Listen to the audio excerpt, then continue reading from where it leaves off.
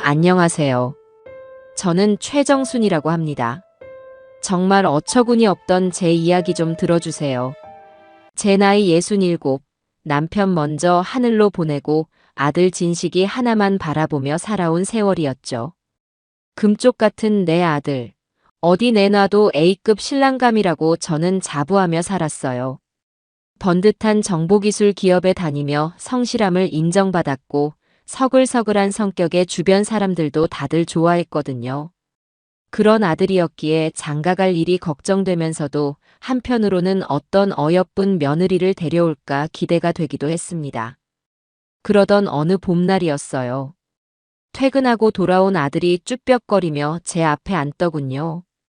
어머니, 드릴 말씀이 있어요. 그 표정만 봐도 무슨 이야기를 할지 감이 왔죠. 제발 저 여자는 아니었으면 좋겠다 하는 여자가 있다는 그 표정이요. 저는 짐짓 모르는 척 찻잔을 내밀며 물었습니다. 무슨 일인데 그래? 얼굴이 뻘겋네.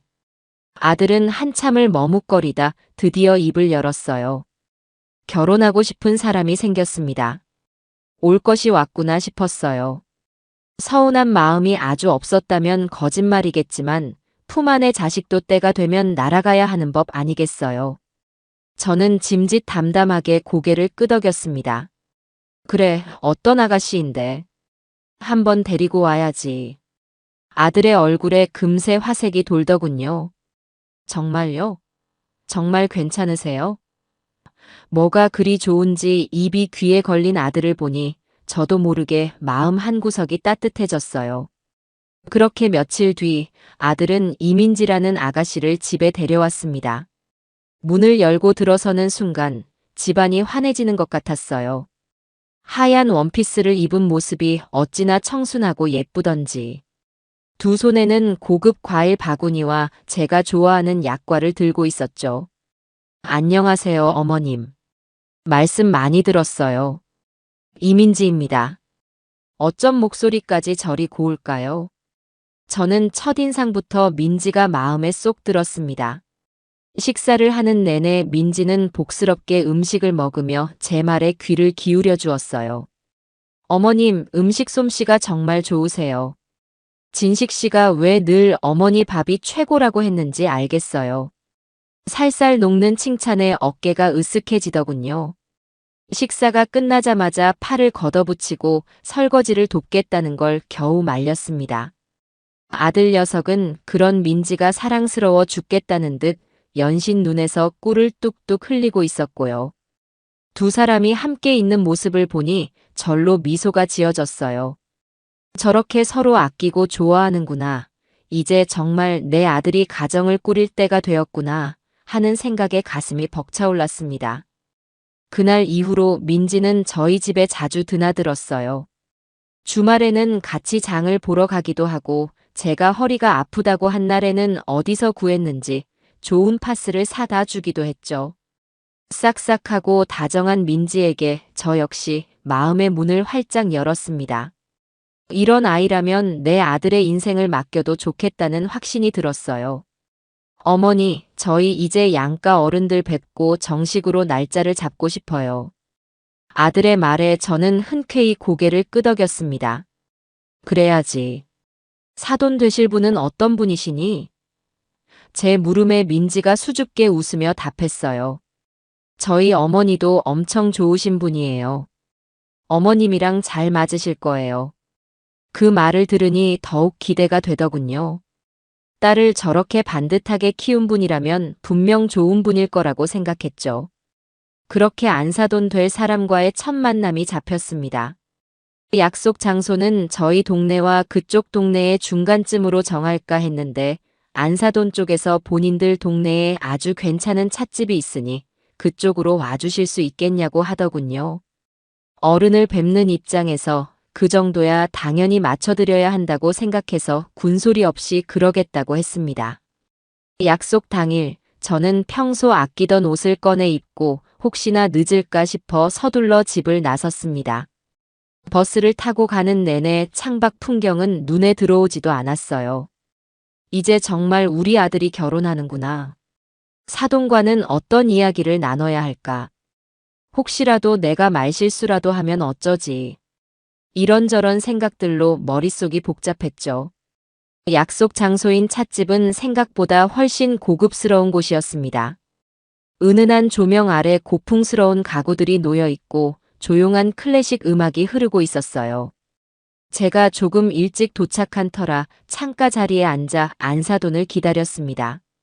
약속 시간에서 10분 정도 지났을까요? 찻집 문이 열리며 한껏 멋을 낸 중년 여성이 들어섰습니다. 민지를 닮은 듯 하면서도 어딘가 모르게 훨씬 날카로운 인상을 가진 분이었어요. 어머, 사부인. 제가 조금 늦었죠? 나오는데 차가 막혀서요. 악수를 청하며 건네는 말에는 미안한 기색이 전혀 느껴지지 않았습니다. 저는 괜찮다며 웃어 보였지만 시작부터 마음 한구석이 조금 불편해지는 건 어쩔 수 없었죠. 자리에 앉은 안사도는 대뜸 저를 위아래로 훑어보기 시작했어요. 마치 값비싼 물건을 감정이라도 하는 듯한 노골적인 시선에 얼굴이 화끈거렸습니다. 사부인께서는 참 인상이 좋으시네요. 곱게 늙으셨어요. 칭찬인 듯 칭찬 같지 않은 말을 아무렇지 않게 던지더군요. 저는 애써 미소를 지으며 사부인이야말로 정말 미인이세요. 민지가 누굴 닮았나 했더니 어머니를 쏙 빼닮았네요. 하고 화답했습니다. 그러자 안사도는 기다렸다는 듯이 딸 자랑을 늘어놓기 시작했어요. 우리 민지가 어딜 가나 인기가 많았어요. 의사, 변호사, 사업가 아주 줄을 섰다니까요. 그런데도 애가 눈이 높은 건지 남들 다 좋다는 사람 마다하고 진식 씨를 택하더라고요. 뭐 진식 씨가 성실하고 착하긴 하죠.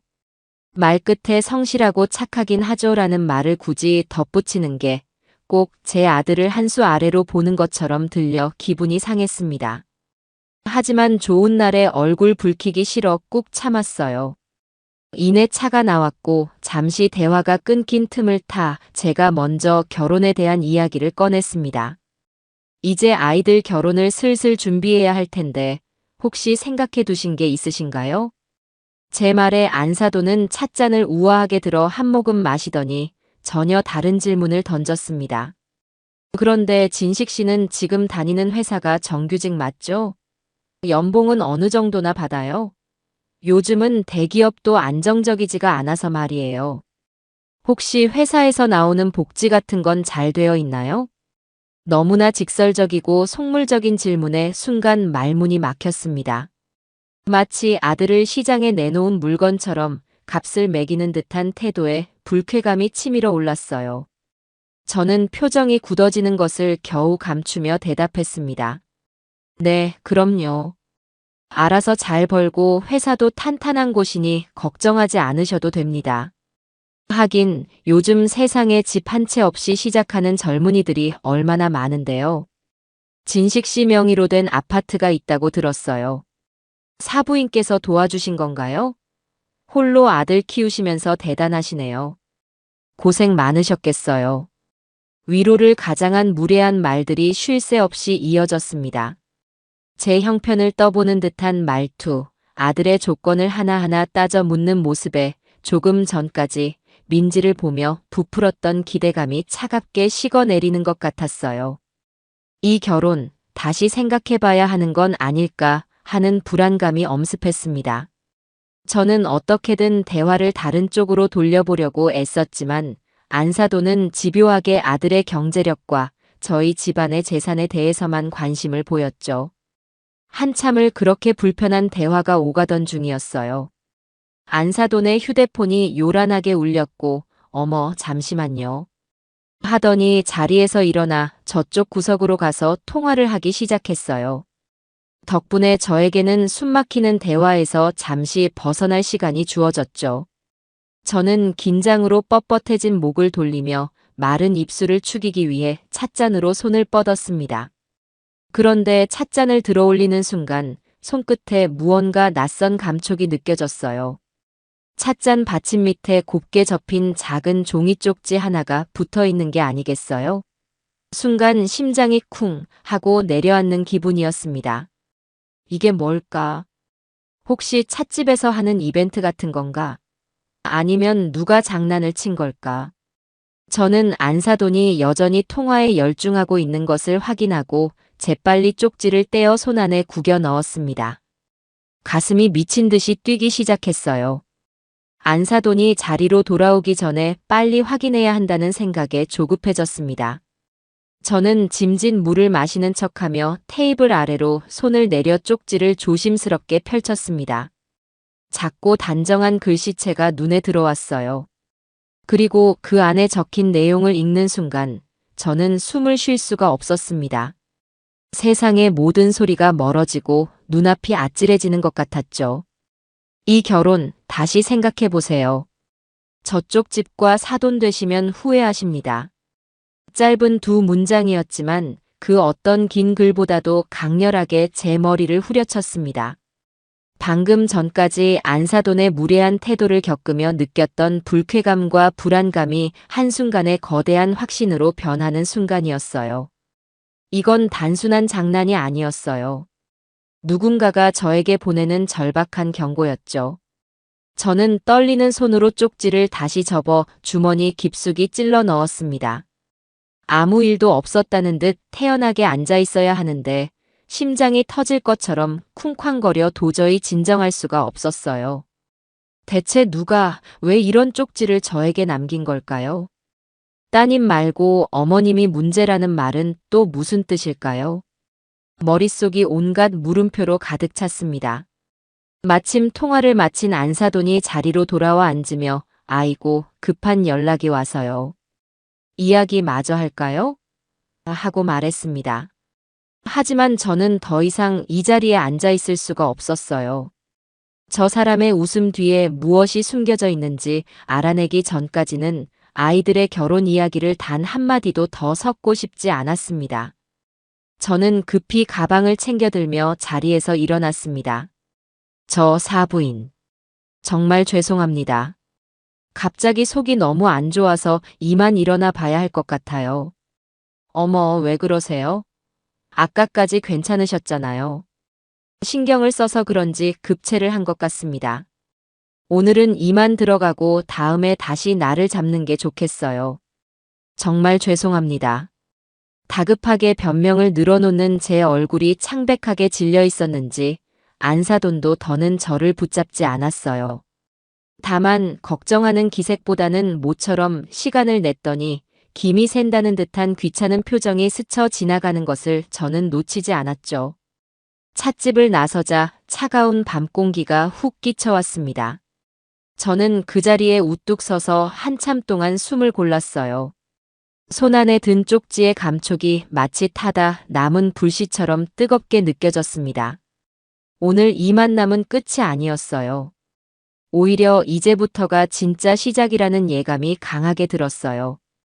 저는 아들의 인생이 걸린 이 문제의 진실을 반드시 제 눈으로 확인해야만 했어요. 그날 밤 저는 집으로 돌아와 뜬 눈으로 밤을 지새웠습니다. 손에 꼭 쥔 쪽지는 어느새 제 체온으로 따뜻해져 있었지만 그 안에 담긴 내용은 제 심장을 얼음장처럼 차갑게 만들었죠. 아들의 해맑은 얼굴, 민지의 상냥한 미소, 그리고 안사돈의 탐욕스러운 눈빛이 차례로 눈앞을 스쳐 지나갔습니다. 이 모든 것이 거대한 연극일지도 모른다는 생각에 온몸에 소름이 돋았어요. 날이 밝자마자 저는 결심을 굳혔습니다. 다시 그 찻집으로 가야 했어요. 쪽지를 남긴 그 사람을 만나야만 했습니다. 혹시라도 안사돈과 마주칠까 싶어 점심시간이 훌쩍 지난 오후에 다시 그 동네를 찾았습니다. 어제와는 전혀 다른 기분이었죠. 잔뜩 멋을 부리고 설레는 마음으로 왔던 어제와 달리 오늘은 마치 전쟁터에 나가는 병사처럼 마음을 단단히 먹어야 했습니다. 찻집 문을 열고 들어서자 익숙한 클래식 선율과 커피 향이 저를 맞았어요. 모든 것이 그대로였지만 이제 이곳은 제게 마냥 우아하고 평화로운 공간이 아니었습니다. 저는 최대한 눈에 띄지 않는 구석 자리에 앉아 메뉴판을 보는 척하며 직원들을 살폈습니다. 어제 저희 테이블에 차를 가져다 준 젊은 직원을 찾아야 했죠. 다행히 그리 오래 걸리지 않았어요. 카운터 쪽에서 컵을 정리하고 있는 단발머리의 젊은 아가씨, 바로 그 직원이었습니다. 제 시선을 느꼈는지 그 아가씨가 고개를 들었고 저와 눈이 마주치는 순간 어깨를 움찔하며 황급히 시선을 피하더군요. 바로 저 아가씨가 틀림없었어요. 저는 일부러 다른 직원에게 주문을 하고는 조용히 차를 마시며 기회를 엿봤습니다. 그 아가씨는 저를 의식하는지 자꾸만 이쪽을 힐끔거리면서도 좀처럼 가까이 오지는 않았어요. 아마 자신이 한 일이 발각될까봐 두려운 것이겠죠. 그 마음을 이해 못할 바는 아니었지만 저는 이대로 물러설 수가 없었습니다. 아들의 인생이 걸린 문제였으니까요. 한참을 기다리자 찻집이 조금 한산해졌습니다. 지금이 기회라고 생각했죠. 저는 자리에서 일어나 그 아가씨가 있는 카운터로 천천히 다가갔습니다. 인기척을 느낀 아가씨가 긴장한 얼굴로 저를 올려다보았어요. 저는 주변을 한번 살피고는 최대한 부드러운 목소리로 말을 걸었습니다. 저기 아가씨, 어제 혹시 저 기억해요? 아가씨는 입술을 잘근거리며 고개를 작게 끄덕였습니다. 저는 품속에서 고이 간직했던 쪽지를 꺼내 살며시 내밀었어요. 이거 아가씨가 준 거 맞죠? 쪽지를 본 아가씨의 얼굴이 하얗게 질렸습니다. 무슨 저는 모르는 일입니다. 당황한 목소리로 부인하며 뒷걸음질 치더군요. 저는 그런 아가씨의 팔을 붙잡는 대신 더욱 간절한 눈빛으로 바라보며 말했습니다. 아가씨가 왜 이런 위험을 무릅쓰고 나한테 이걸 줬는지 그 마음을 조금은 알 것 같아요. 나 정말 괜찮아요. 그냥 너무 궁금해서 그래. 우리 아들 인생이 걸린 문제라 제발 뭐라도 좋으니 알려줄 수 없을까요? 내가 아가씨한테 절대 피해가는 일 없게 할게요. 약속해요.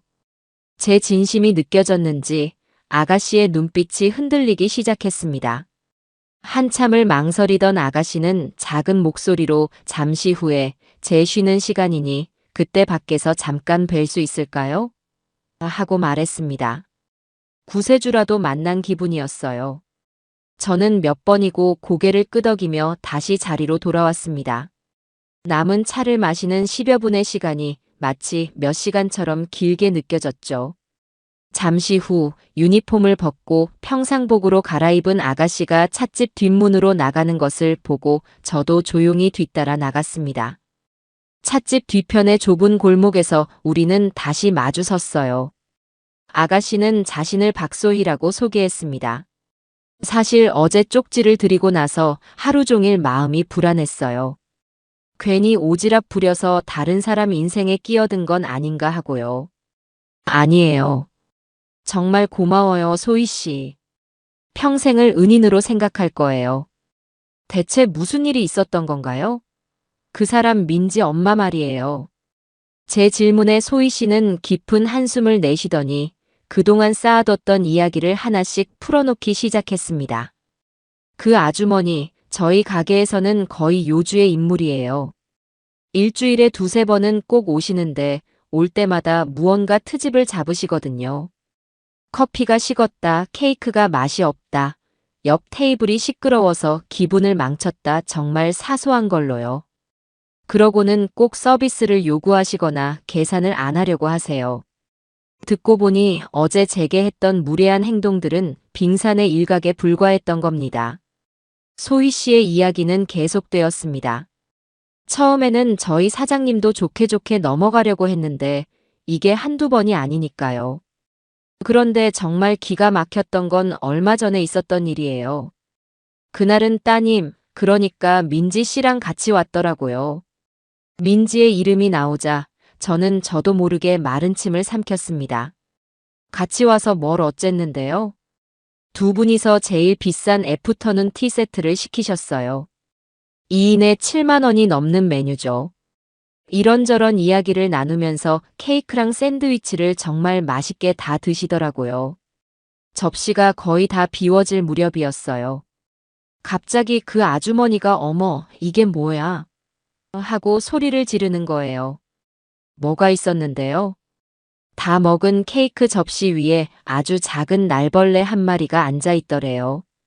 그런데 그게 음식이 나올 때부터 있었던 건지 아니면 나중에 날아와 앉은 건지 알 수가 없잖아요. 그런데도 막무가내로 위생이 엉망이라며 비싼 돈 내고 벌레나 먹게 생겼다고 난리를 치시는 거예요. 기가 막혔습니다. 하지만 더 충격적인 것은 그 다음 이야기였어요. 옆에 있던 민지 씨는 어쩔 줄 몰라 하는 표정으로 엄마, 그만해. 사람들이 보잖아 하고 말리는 것처럼 보였어요. 그런데 그 다음 행동이 더 가관이었죠. 갑자기 배를 붙잡으면서 엄마, 나 속이 안 좋아. 아까 먹은 것 때문에 그런가 봐. 어떻게 하면서 얼굴이 하얘지는 거예요. 누가 봐도 완벽한 연기였어요. 저는 아무 말도 할 수 없었습니다. 상냥하고 싹싹하던 민지의 얼굴 위로 능숙하게 거짓 연기를 하는 다른 얼굴이 겹쳐 보였습니다. 결국 그날 사장님은 다른 손님들 눈도 있고 해서 돈도 한 푼 못 받고 죄송하다며 다음에 오시면 쓰시라고 상품권까지 챙겨드렸어요. 그런데 두 사람이 가게를 나가면서 서로를 보며 슬쩍 웃는데 제가 그걸 똑똑히 봤거든요. 자기들 계획대로 됐다는 그런 비웃음이었어요. 그 순간 정말 화가 나고 역겹다는 생각까지 들었어요. 소희 씨는 분이 안 풀리는지 주먹을 꽉 쥐고 있었어요. 그래서 어제 두 분이 들어오시는 걸 보고 고민을 많이 했어요. 그냥 모른 척 해야 하나 아니면 알려드려야 하나.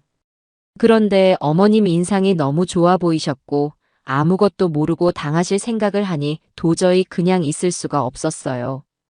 따님은 그렇다 쳐도 저런 사람이랑 사돈을 맺으면 얼마나 힘드실까 싶어서요. 모든 이야기를 듣고 나니 온몸에 힘이 쭉 빠지는 기분이었습니다. 희미했던 의심은 이제 서늘한 확신이 되어 제 심장을 찔렀습니다. 이건 단순한 무례함이나 짠돌이 기질의 문제가 아니었어요. 양심의 가책 없이 남을 속이고 자신의 이득을 챙기는 그야말로 사기꾼 기질이 다분한 사람들이었던 겁니다. 그리고 그 일에 제 아들이 사랑하는 민지가 함께했다는 사실이 저를 더욱 절망스럽게 만들었죠. 저는 소희 씨의 손을 꼭 잡았습니다. 정말 고마워요. 소희 씨 아니었으면 나 정말 큰일 날 뻔했어요. 이 은혜는 절대로 잊지 않을게요. 제 말에 소희 씨는 그저 쑥스럽게 웃으며 고개를 저을 뿐이었어요. 우리는 그렇게 한참을 더 이야기를 나누었습니다. 소희 씨는 그 모녀가 이 동네 다른 가게들에서도 비슷한 문제들을 일으킨 적이 많다는 이야기도 덧붙여 주었죠. 소희 씨와 헤어져 집으로 돌아오는 버스 안에서 저는 차창에 비친 제 얼굴을 멍하니 바라보았습니다. 불과 며칠 전까지만 해도 완벽한 며느리를 얻었다는 기쁨에 세상을 다 가진 것 같았는데 이제는 거대한 사기극에 휘말린 것 같은 기분이었습니다. 집에 도착하니 아들이 저녁을 차려놓고 저를 기다리고 있더군요. 어머니, 어디 다녀오세요? 전화도 안 받으시고. 걱정스러운 얼굴로 묻는 아들을 보니 가슴이 미어졌습니다. 저 착하고 순한 내 아들에게 이 끔찍한 진실을 어떻게 전해야 할까요? 저는 차마 아무 말도 할 수 없었습니다. 그저 피곤하다는 핑계를 대고 방으로 들어와 문을 잠갔습니다. 이제부터는 정말 외로운 싸움이 될 것 같았어요. 누구의 도움도 없이 오직 저 혼자서 진실을 밝혀내고 제 아들을 지켜내야만 했습니다. 주말 저녁, 저는 큰 마음을 먹고 아들을 제 방으로 불렀습니다. 진시가 앉아보렴. 엄마가 할 말이 있다. 제 단호한 목소리에 아들도 무언가 심상치 않은 분위기를 느꼈는지 군말 없이 자리에 앉더군요. 저는 최대한 차분하게 며칠 전 찻집에서 있었던 일부터 소희 씨에게 들은 이야기까지 모두 털어놓았습니다. 안사돈의 무례한 태도, 그리고 민지가 연루된 벌레 소동까지. 하나하나 이야기를 꺼낼 때마다 아들의 표정은 점점 굳어져 갔습니다. 제 이야기가 모두 끝났을 때 아들은 한동안 아무 말도 하지 않았습니다. 그러다 이내 믿을 수 없다는 듯한 표정으로 입을 열었죠. 어머니, 지금 그걸 다 믿으시는 거예요? 믿고 안 믿고의 문제가 아니야. 엄마가 직접 겪고 들은 이야기다. 찻집 직원이 하는 말을 어떻게 다 믿어요? 그 사람이 민지 씨한테 무슨 억하심정이 있어서 거짓말을 하는 걸 수도 있잖아요. 그리고 민지 씨. 어머니가 조금 직설적인 면이 있으시긴 하지만 그게 그렇게까지 나쁜 건가요? 아들은 제 말을 전혀 믿으려 하지 않았습니다. 오히려 민지 씨와 그 어머니를 감싸기에 바빴죠. 사랑에 빠지면 눈이 먼다더니 제 아들이 바로 그 짝이었습니다. 저는 답답한 마음에 목소리를 조금 높였습니다. 너는 엄마 말보다 얼굴 본 지 몇 달 되지도 않은 그 사람들 말을 더 믿는다는 거니? 제 말에 아들은 자리에서 벌떡 일어났습니다. 그 얼굴에는 서운함과 분노가 뒤섞여 있었어요. 어머니 실망입니다. 겨우 그런 뜬소문 같은 이야기 듣고 민지 씨를 그런 사람으로 몰아가시는 거예요? 혹시 처음부터 민지 씨가 마음에 안 드셨던 거 아니에요? 우리 집 형편이랑 안 맞는다거나 뭐 그런 이유 때문에요? 아들의 입에서 나온 말은 비수가 되어 제 가슴에 꽂혔습니다. 내가 어떻게 키운 아들인데 어떻게 저런 말을 할 수가 있을까요? 제가 바라는 건 오직 아들의 행복뿐인데 아들은 제 진심을 곡해하고 있었습니다. 너 지금 뭐라고 했니? 엄마가 그런 속물로 보여. 그런 게 아니라면 왜 이러세요? 민지 씨 정말 착하고 좋은 사람이에요. 어머니도 좋아하셨잖아요. 그런데 갑자기 왜 이러시는 건지 저는 도저히 이해가 안 가요. 결국 우리의 대화는 언성만 높이다 끝이 나고 말았습니다. 아들은 저는 민지 씨 믿습니다. 어머니께서도 색안경 끼고 보지 말아주세요라는 말을 남기고는 제 방을 나가버렸습니다. 쾅 하고 닫히는 방문 소리가 마치 아들이 제게서 마음의 문을 닫아버리는 소리처럼 들렸습니다. 저는 그 자리에 주저앉아 한참을 울었습니다. 아들을 위한 일이라고 생각했는데 오히려 아들과 저 사이의 꼴만 깊어지고 말았어요. 그날 이후 집안에는 냉랭한 기운이 감돌았습니다. 아들은 저와 눈도 마주치려 하지 않았고 퇴근하면 곧장 자기 방으로 들어가 버리기 일쑤였죠. 이대로는 안 되겠다고 생각했습니다. 아들의 마음을 돌리기 위해서는 말뿐인 설득이 아니라 아들이 직접 보고 느낄 수 있는 확실한 증거가 필요했어요. 저는 계획을 하나 세웠습니다. 민지의 진짜 얼굴을 아들 앞에서 확인시켜 주기로요. 저는 아무렇지 않은 척 아들에게 말했습니다. 진식아, 엄마가 지난번에 너무 예민하게 굴었던 것 같다. 미안하다. 이번 주말에 민지 불러서 맛있는 저녁이나 해 먹을까?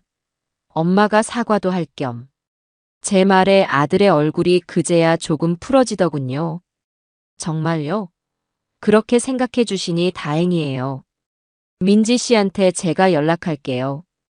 주말 저녁 민지는 예전처럼 밝은 얼굴로 저희 집에 찾아왔습니다.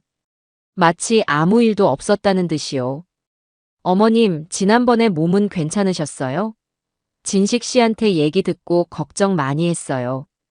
살갑게 구는 그 모습이 이제는 소름 끼치게 느껴졌지만 저는 애써 미소를 지으며 그녀를 맞았습니다. 저녁 식사는 화기애애한 분위기 속에서 이어졌습니다. 저는 일부러 민지가 좋아하는 갈비찜을 푸짐하게 준비했죠. 아들은 저와 민지의 사이가 회복된 것 같아 안심하는 눈치였습니다. 식사가 거의 끝나갈 무렵 저는 계획을 실행에 옮겼습니다. 후식으로 과일을 내오다가 일부러 발을 헛디디는 척하며 제 옆에 있던 낡은 장식장과 부딪혔어요. 와장창 하는 소리와 함께 장식장 위에 놓여있던 오래된 도자기 접시가 바닥으로 떨어져 산산조각이 났습니다. 어머나! 제가 놀라 소리를 지르자 아들과 민지가 동시에 저를 쳐다보았습니다. 아들이 먼저 달려와 어머니 괜찮으세요? 다친 데는 없으세요? 하고 제 몸부터 살폈습니다. 하지만 민지의 반응은 조금 달랐어요. 그녀의 시선은 제가 아니라 바닥에 깨진 접시 조각에 먼저 가 닿았습니다. 어머, 저 접시 비싸 보이는 건데 어떡해요? 물론 걱정하는 말투였지만 그 안에는 미묘한 안도감이 섞여 있다는 것을 저는 느낄 수 있었습니다. 저 접시는 사실 값비싼 골동품이 아니라 제가 길거리 좌판에서 단돈 10,000원에 사온 싸구려였습니다. 하지만 겉보기에는 꽤 그럴싸해 보였죠. 저는 민지의 속마음을 떠보기 위해 일부러 더 안절부절 못하는 척 연기했습니다. 이거 우리 집안 대대로 내려오던 건데. 돌아가신 시어머니께서 물려주신 걸 어쩌면 좋니? 제 말에 민지의 얼굴이 순간 굳어지는 것이 보였습니다. 아주 찰나의 순간이었지만 그 표정은 분명 저런 비싼 걸 깨뜨리다니 쯧쯧하는 듯한 경멸과 짜증이 섞인 얼굴이었어요. 하지만 그녀는 금세 표정을 바꾸고는 걱정스러운 얼굴로 저를 위로했습니다. 어머님, 너무 상심하지 마세요. 물건이야 다시 구하면 되죠. 어머님이 안 다치신 게 천만다행이에요. 겉으로는 완벽한 위로였지만 저는 그녀의 진심이 무엇인지 알 수 있었죠. 바로 그때였습니다. 민지의 핸드백에서 전화벨이 울렸습니다. 발신인을 확인한 그녀의 얼굴이 살짝 굳어지더니 어머님, 죄송한데 저 잠깐 통화 좀 하고 와도 될까요? 중요한 전화라서요 하고 양해를 구했습니다. 저는 그러라고 고개를 끄덕였죠. 민지는 베란다로 나가 문을 닫고 전화를 받기 시작했습니다. 아들이 깨진 접시 조각을 치우는 동안 저는 잠시 화장실에 다녀오겠다며 자리에서 일어났습니다. 그리고는 발소리를 죽여 베란다 문 쪽으로 조용히 다가갔어요. 남의 통화를 엿듣는 것은 나쁜 행동이라는 것을 알았지만 지금은 그런 것을 따질 때가 아니었습니다. 희미하게 열린 문틈으로 민지의 목소리가 새어나오고 있었어요. 그런데 그 목소리는 제가 알던 상냥하고 애교 섞인 톤이 아니었습니다. 아주 날카롭고 짜증이 가득한 완전히 다른 사람의 목소리였죠. 아, 엄마. 왜 자꾸 전화해? 내가 나중에 한다고 했잖아. 안사돈의 전화였던 겁니다. 아니, 지금 그럴 상황이 아니라고. 여기 와서 완전 쇼를 하고 있는데, 그 늙은이가 글쎄 집안 대대로 내려오는 접시라나 뭐라나 그런 걸 깨뜨렸어. 아주 가관이야. 무슨 값을 매길 수도 없는 거라는데 나중에 우리한테 덤터기 씌우려는 거 아니야? 진짜 재수 없어. 저는 제 귀를 의심했습니다. 방금 전까지 저를 위로하던 그 입으로 저를 늙은이라고 칭하며 재수 없다고 말하고 있었습니다. 심장이 얼음물에 담긴 것처럼 차가워졌습니다. 됐고. 그런 건 나중에 알아서 할 테니까 자꾸 전화 좀 하지 마. 안 그래도 지금 저 아들놈 비위 맞추느라 피곤해 죽겠으니까. 아, 몰라. 끊어. 민지는 신경질적으로 전화를 끊었습니다. 그리고 잠시 후 언제 그랬냐는 듯 다시 상냥한 얼굴로 베란다 문을 열고 나왔죠. 저와 눈이 마주치자 그녀는 살짝 놀란 듯 했지만 이내 태연하게 웃으며 말했습니다. 어머님, 화장실 다녀오세요. 접시는 진식 씨가 다 치웠어요. 저는 아무 말도 할 수가 없었습니다. 그저 그 자리에 얼어붙은 채 완벽한 가면을 쓰고 저를 향해 웃고 있는 민지를 바라볼 뿐이었어요. 아들은 아무것도 모른 채 민지야, 이리 와서 과일 좀 먹어 하고 손짓하고 있었죠. 그 순간 저는 깨달았습니다. 제 아들이 지금 얼마나 위험하고 거대한 거미줄에 걸려들었는지를요. 그리고 그 거미줄을 끊어낼 수 있는 사람은 이 세상에 저밖에 없다는 사실을 말입니다. 그날 밤 민지가 돌아간 후에도 저는 오랫동안 잠을 이룰 수 없었습니다. 베란다에서 들었던 그 차가운 목소리가 귓가에 생생하게 맴돌았어요. 그 늙은이 재수 없어. 아들놈 비위 맞추느라 피곤해 죽겠다. 한마디 한마디가 칼날이 되어 제 심장을 후벼 파는 것 같았습니다.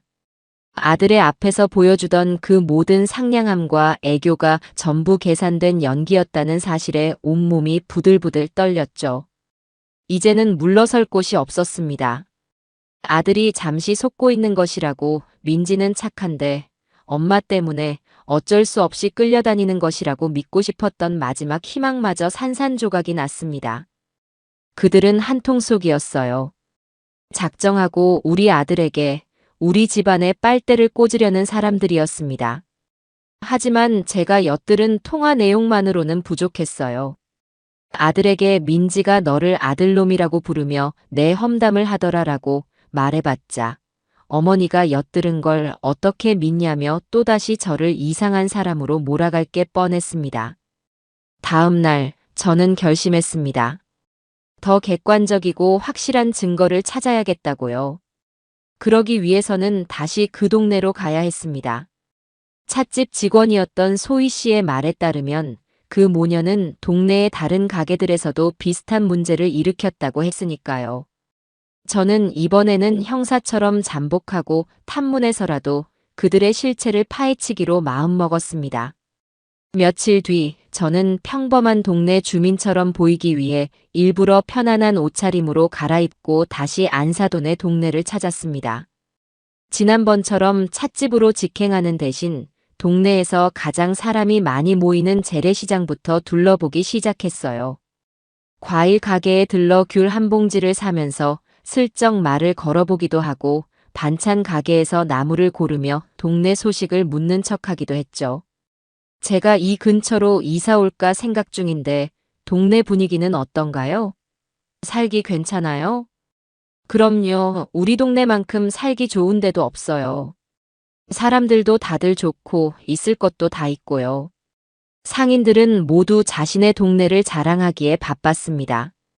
그들에게 대놓고 특정인의 험담을 유도할 수는 없는 노릇이라 저는 몇 군데를 더 돌아다니다가 시장 근처의 작은 공원 벤치에 앉아 잠시 숨을 골랐습니다. 생각보다 쉽지 않은 일이었어요. 모르는 사람에게 다가가서 의심스러운 사람에 대해 캐묻는다는 것이 보통 배짱으로는 힘든 일이더군요. 내가 지금 뭘 하고 있는 건가 하는 자괴감마저 들었습니다. 그렇게 한참을 멍하니 앉아 있는데 제 옆으로 비슷한 연배로 보이는 한 아주머니가 다가와 앉았습니다. 손에는 방금 장을 본 듯한 검은 봉투가 들려 있었죠. 아이고 힘들어라. 날도 더운데 장 보러 나왔더니 기운이 하나도 없네. 혼잣말처럼 중얼거리는 소리에 제가 무심코 그러게요. 날이 갑자기 더워졌네요. 하고 대꾸하면서 자연스럽게 대화가 시작되었습니다.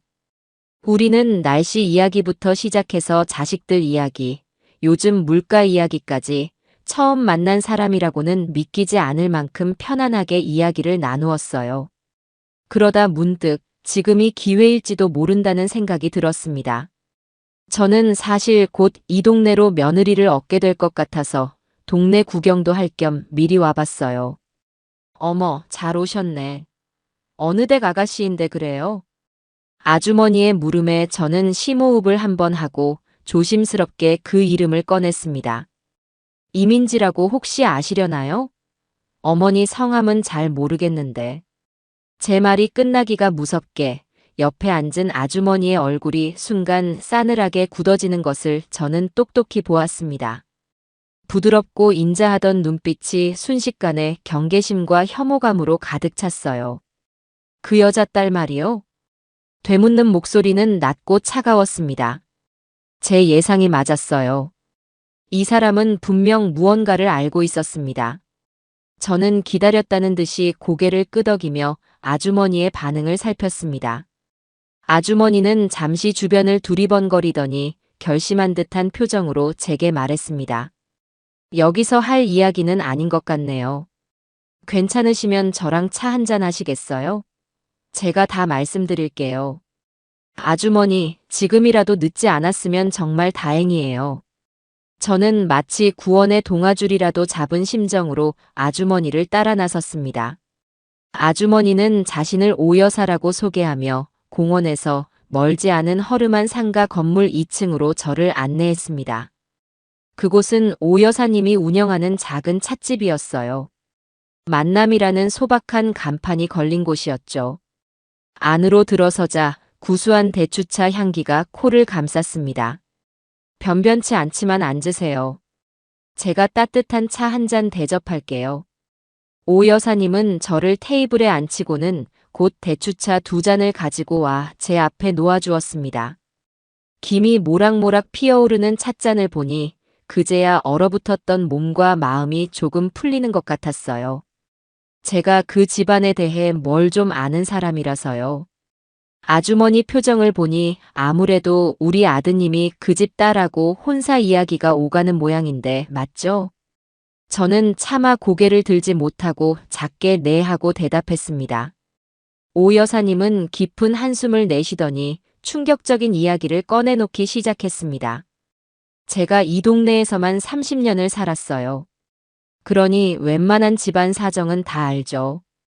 민지 엄마, 그 여자가 이 동네로 이사 온 게 한 10년 전쯤일 거예요.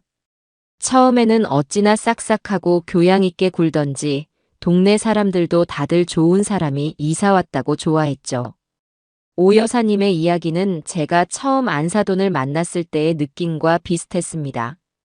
그렇게 동네 사람들과 친분을 쌓더니 어느 날부터인가 푼돈이라도 굴려보자며 개를 조직하기 시작했어요. 은행 이자보다 훨씬 이율이 좋다면서요. 저도 그때는 그 여자의 말을 철석같이 믿고 쌈짓돈 모아둔 걸 전부 그 개에 넣었죠. 저뿐만이 아니에요. 시장 상인들, 동네 부녀회 사람들까지 20명 가까이가 그 개에 가입했어요. 저는 불길한 예감에 심장이 내려앉는 것 같았습니다. 오 여사님은 찻잔을 들어 입을 축이더니 떨리는 목소리로 말을 이어갔습니다. 한동안은 정말 아무 문제 없이 잘 굴러가는 것 같았어요. 그런데 몇몇 사람들이 갯돈을 타갈 순서가 다가오자 그 여자가 갑자기 자취를 감춰버렸어요. 전화도 안 받고 집에도 없고 며칠을 수소문한 끝에 알게 됐죠.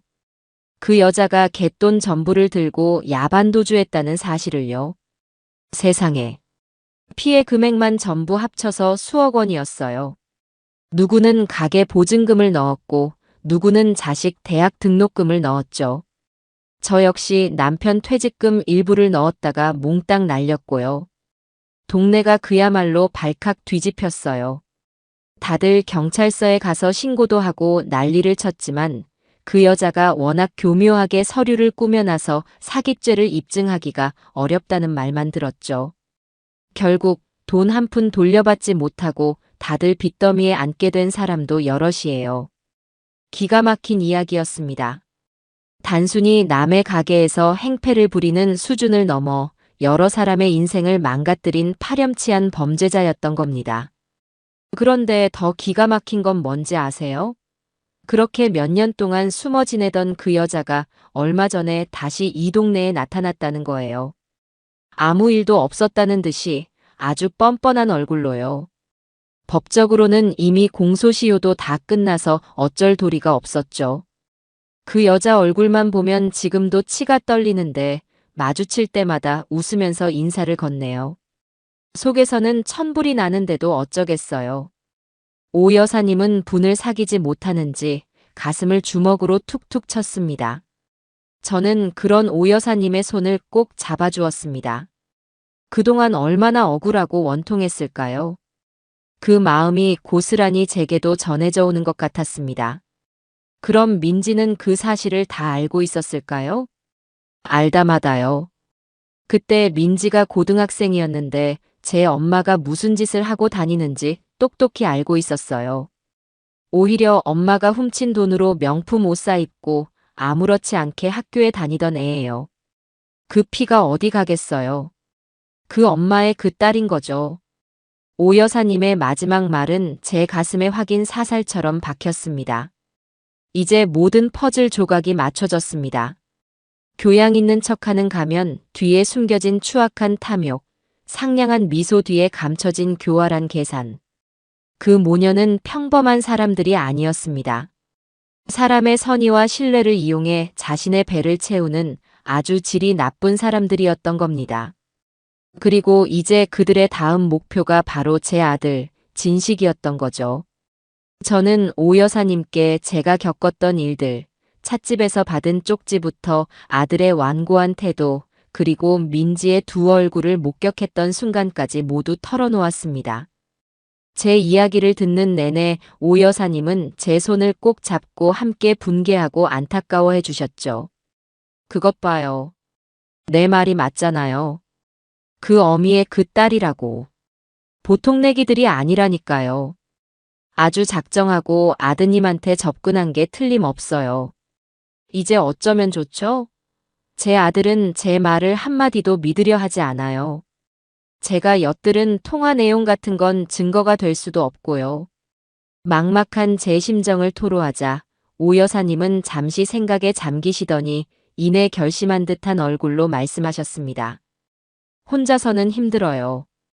아주머니 괜찮으시다면 내가 사람들을 좀 만나보게 해드릴까요? 우리처럼 그 여자한테 당한 사람들이에요. 여러 사람의 목소리가 모이면 아드님도 생각이 조금은 달라지지 않겠어요? 지푸라기라도 잡는 심정으로 저는 오 여사님의 제안을 받아들였습니다. 며칠 뒤 저는 오 여사님의 연락을 받고 다시 그 작은 찻집 만남으로 향했습니다. 가게 문에는 개인 사정으로 하루 쉽니다라는 팻말이 붙어 있었어요. 문을 열고 안으로 들어서자 이미 서너 명의 사람들이 무거운 표정으로 자리에 앉아 있었습니다. 오 여사님이 저를 그들에게 소개했습니다. 여기 이분도 우리랑 같은 아픔을 겪을 뻔한 분이셔. 그 여자한테 아드님을 뺏길 뻔했지. 자리에 모인 사람들은 과거 갯돈 사기 사건의 피해자들이었습니다. 시장에서 평생 나물 장사를 해온 할머니, 세탁소를 운영하는 젊은 부부, 그리고 동네에서 작은 미용실을 하던 아주머니까지. 그들은 처음에는 저를 경계하는 눈빛으로 바라보았지만 오 여사님의 소개와 저의 간절한 눈빛에 이내 조금씩 마음을 열기 시작했습니다. 나물 장사를 하시는 박 할머니가 가장 먼저 입을 열었습니다. 그년을 생각하면 지금도 밤에 잠이 안 와. 손주 녀석 장가갈 때 쓰려고 평생 허리 한번 못 펴고 모은 돈이었는데 그걸 하루아침에 날렸으니 처음에는 얼마나 싹싹하게 굴었다고. 매일같이 와서 나물 팔아주고 어깨 주물러주고 살갑게 어머니, 어머니 하면서 따르는데 어떤 바보가 안 넘어가겠어. 할머니의 눈가에는 어느새 눈물이 그렁그렁 맺혀 있었습니다. 세탁소를 운영하는 젊은 사장님은 조금 다른 경우였습니다. 저는 개는 아니고 투자 사기를 당했습니다. 그 여자가 무슨 유망한 사업 아이템이 있다면서 지금 투자하면 몇 달 안에 2배로 불려주겠다고 했어요. 가게 확장하려고 모아둔 돈이었는데 제가 미쳤었죠. 그 여자의 번지르르한 말에 속아서 계약서까지 쓰고 돈을 넘겼는데 그 뒤로는 연락이 딱 끊기더군요.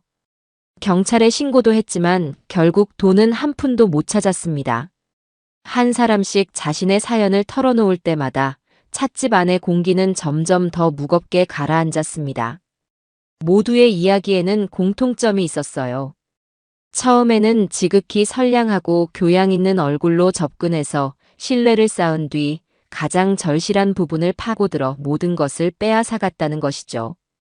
저는 그들의 이야기를 들으며 민지가 제 아들에게 접근했던 방식을 떠올렸습니다. 모든 것이 소름 끼칠 정도로 똑같았어요. 모임이 끝나갈 무렵 저는 그들에게 제 계획을 이야기했습니다. 저는 이 결혼 반드시 막을 겁니다. 제 아들의 눈을 뜨게 해줄 증거를 찾을 거예요. 혹시 저를 좀 도와주실 수 있을까요?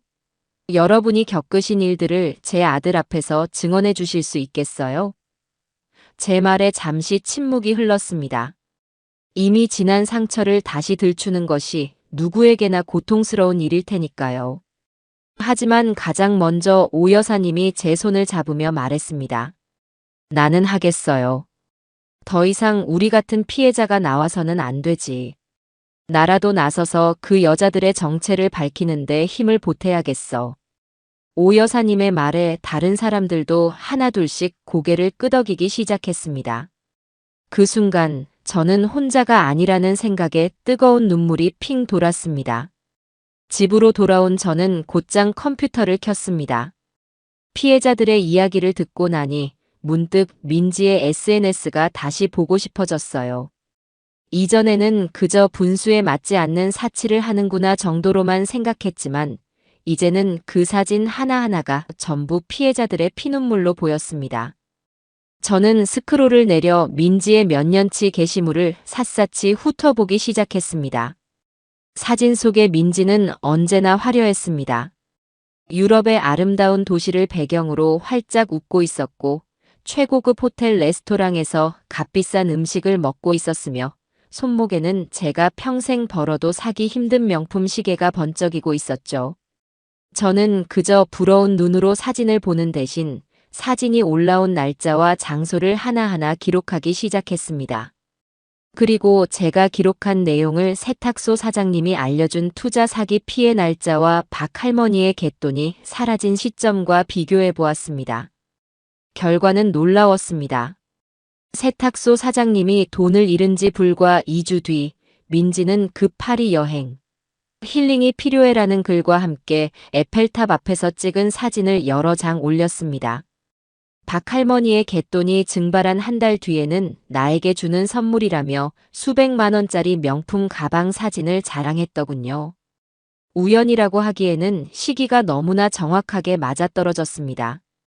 저는 등골이 서늘해지는 것을 느꼈습니다. 그동안 그 모녀가 어떤 식으로 살아왔는지 눈에 선하게 그려졌어요. 엄마가 밖에서 온갖 가먼이설로 사람들을 속여 돈을 마련하면 딸은 그 돈으로 자신의 가치를 포장하고 더 큰 먹잇감을 물어올 미끼를 던지는 역할을 했던 겁니다. 민지의 화려한 SNS는 모두에게 보여주기 위한 일종의 작업이었던 거죠. 나는 이렇게 잘나고 대단한 사람이니 나를 잡는 너는 행운하다라고 세뇌하기 위한. 그리고 제 아들 진식이가 바로 그 마지막 미끼를 덥석 문 불쌍한 물고기였고요. 저는 A4 용지를 꺼내 그동안 제가 알아낸 모든 것들을 정리하기 시작했습니다. 왼쪽에는 안사돈이 저질렀던 사기 행각과 피해 시점을, 오른쪽에는 그 시기에 민지가 SNS에 올렸던 사치스러운 행적들을 시간 순서대로 나열했어요. 마치 수사 보고서처럼 보였습니다. 종이를 가득 채운 글씨들을 보고 있자니 그 모녀에 대한 분노가 머리끝까지 치밀어 올랐습니다. 이건 단순한 허영이나 사치가 아니었어요. 철저하게 계획된 범죄 행각의 증거였습니다. 그들은 결혼을 통해 제 아들의 안정적인 수입과 저희 집안의 재산을 합법적으로 손에 넣으려 했던 겁니다. 그렇게 모든 것을 빼앗은 뒤에는 껍데기만 남은 제 아들을 가차없이 버릴 것이 분명했죠. 어쩌면 또 다른 빚까지 떠넘길지도 모를 일이었습니다. 그날 밤 저는 완성된 수사 보고서를 손에 들고 결심했습니다. 이제 더 이상 망설일 시간이 없다고요. 아들이 상처받을 것이 두려워 진실을 외면해서는 안 된다고, 지금의 고통이 아들의 남은 인생을 구원할 유일한 방법이라고 스스로를 다잡았습니다. 저는 이 종이 한 장에 모든 희망을 걸고 제 아들과의 마지막談判을 준비하기 시작했습니다. 아들의 눈을 가리고 있는 저 거짓의 거미줄을 이제는 제 손으로 직접 찢어버려야만 했습니다. 다음 날 저녁, 저는 퇴근하고 돌아온 아들을 기다렸다가 서재로 불렀어요. 거실에서 이야기를 꺼내기에는 너무나 무거운 주제였죠. 아들은 며칠간 이어진 냉전 때문에 불편한 기색이 역력했지만 제 단호한 태도에 군말 없이 저를 따라 들어오더군요. 저는 책상 위에 제가 밤새 정리한 자료들을 펼쳐놓았습니다. 진씨가 여기 좀 앉아보렴. 그리고 이걸 한 번만이라도 엄마 말이라고 무시하지 말고 냉정하게 읽어봐 주렴. 아들은 책상 위에 놓인 종이들을 의심스러운 눈초리로 내려다봤어요. 왼쪽에는 이모 씨 사기 피해 사례라는 제목 아래 날짜와 피해 금액이, 오른쪽에는 민지의 SNS 사진들을 출력한 것과 그 게시 날짜가 나란히 정리되어 있었죠. 어머니, 이게 다 뭐예요? 또 민지 씨 흠집 내려고 이런 거 만드신 거예요? 이건 명백한 사생활 침해라고요. 사생활 침해? 아들아, 이건 우리 가족의 목숨이 걸린 일이야. 네 인생이 통째로 사기당할 위기에 처했다고. 여기 이 날짜들을 봐.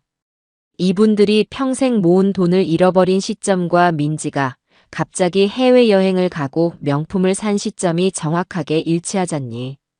이게 정말 우연일까? 저는 최대한 차분하게 하지만 단호한 목소리로 아들에게 제가 알아낸 사실들을 설명하기 시작했어요. 오 여사님을 만난 이야기, 다른 피해자들의 피 맺힌 증언, 그리고 그 증언과 민지의 사치스러운 생활 사이에 소름 끼치는 연관성까지요. 제가 말을 하는 동안 아들은 팔짱을 낀 채 미동도 없이 서류만 노려보고 있더군요. 그 표정은 여전히 불신으로 가득했지만 이전처럼 무작정 소리부터 지르지 않는다는 점에서 저는 작은 희망을 봤죠. 어쩌면 이 명백한 증거들 앞에서는 제 아들도 마음이 흔들리고 있는 것일지도 모른다고요. 한참의 침묵 끝에 아들이 입을 열었어요. 제가 직접 민지 씨한테 물어보겠습니다. 이건 어머니의 일방적인 주장일 뿐이니까요. 저는 민지 씨의 이야기도 들어봐야겠어요. 그리고는 서류들을 챙겨 들고 방을 나가버렸죠.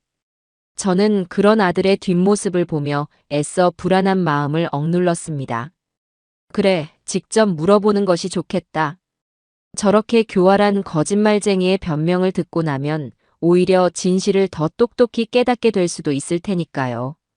하지만 제 기대는 처참하게 빗나가고 말았어요. 그날 밤늦게 돌아온 아들의 얼굴은 이전보다 훨씬 더 차갑고 분노에 차 있었죠. 마치 저를 원수라도 되는 듯 노려보더군요. 어머니, 저한테 대체 왜 이러시는 거예요? 어머니 때문에 저 민지 씨랑 헤어질 뻔했어요. 뭐라고? 그게 무슨 소리니? 제가 오늘 민지 씨 만나서 어머니가 주신 자료들 전부 다 보여줬어요. 민지 씨가 그거 보고 얼마나 상처받고 울었는지 아세요? 아들은 씩씩거리며 그가 민지에게서 듣고 온 이야기들을 제게 쏟아내기 시작했습니다. 그 내용은 제가 예상했던 것보다 훨씬 더 치밀하고 악랄했죠.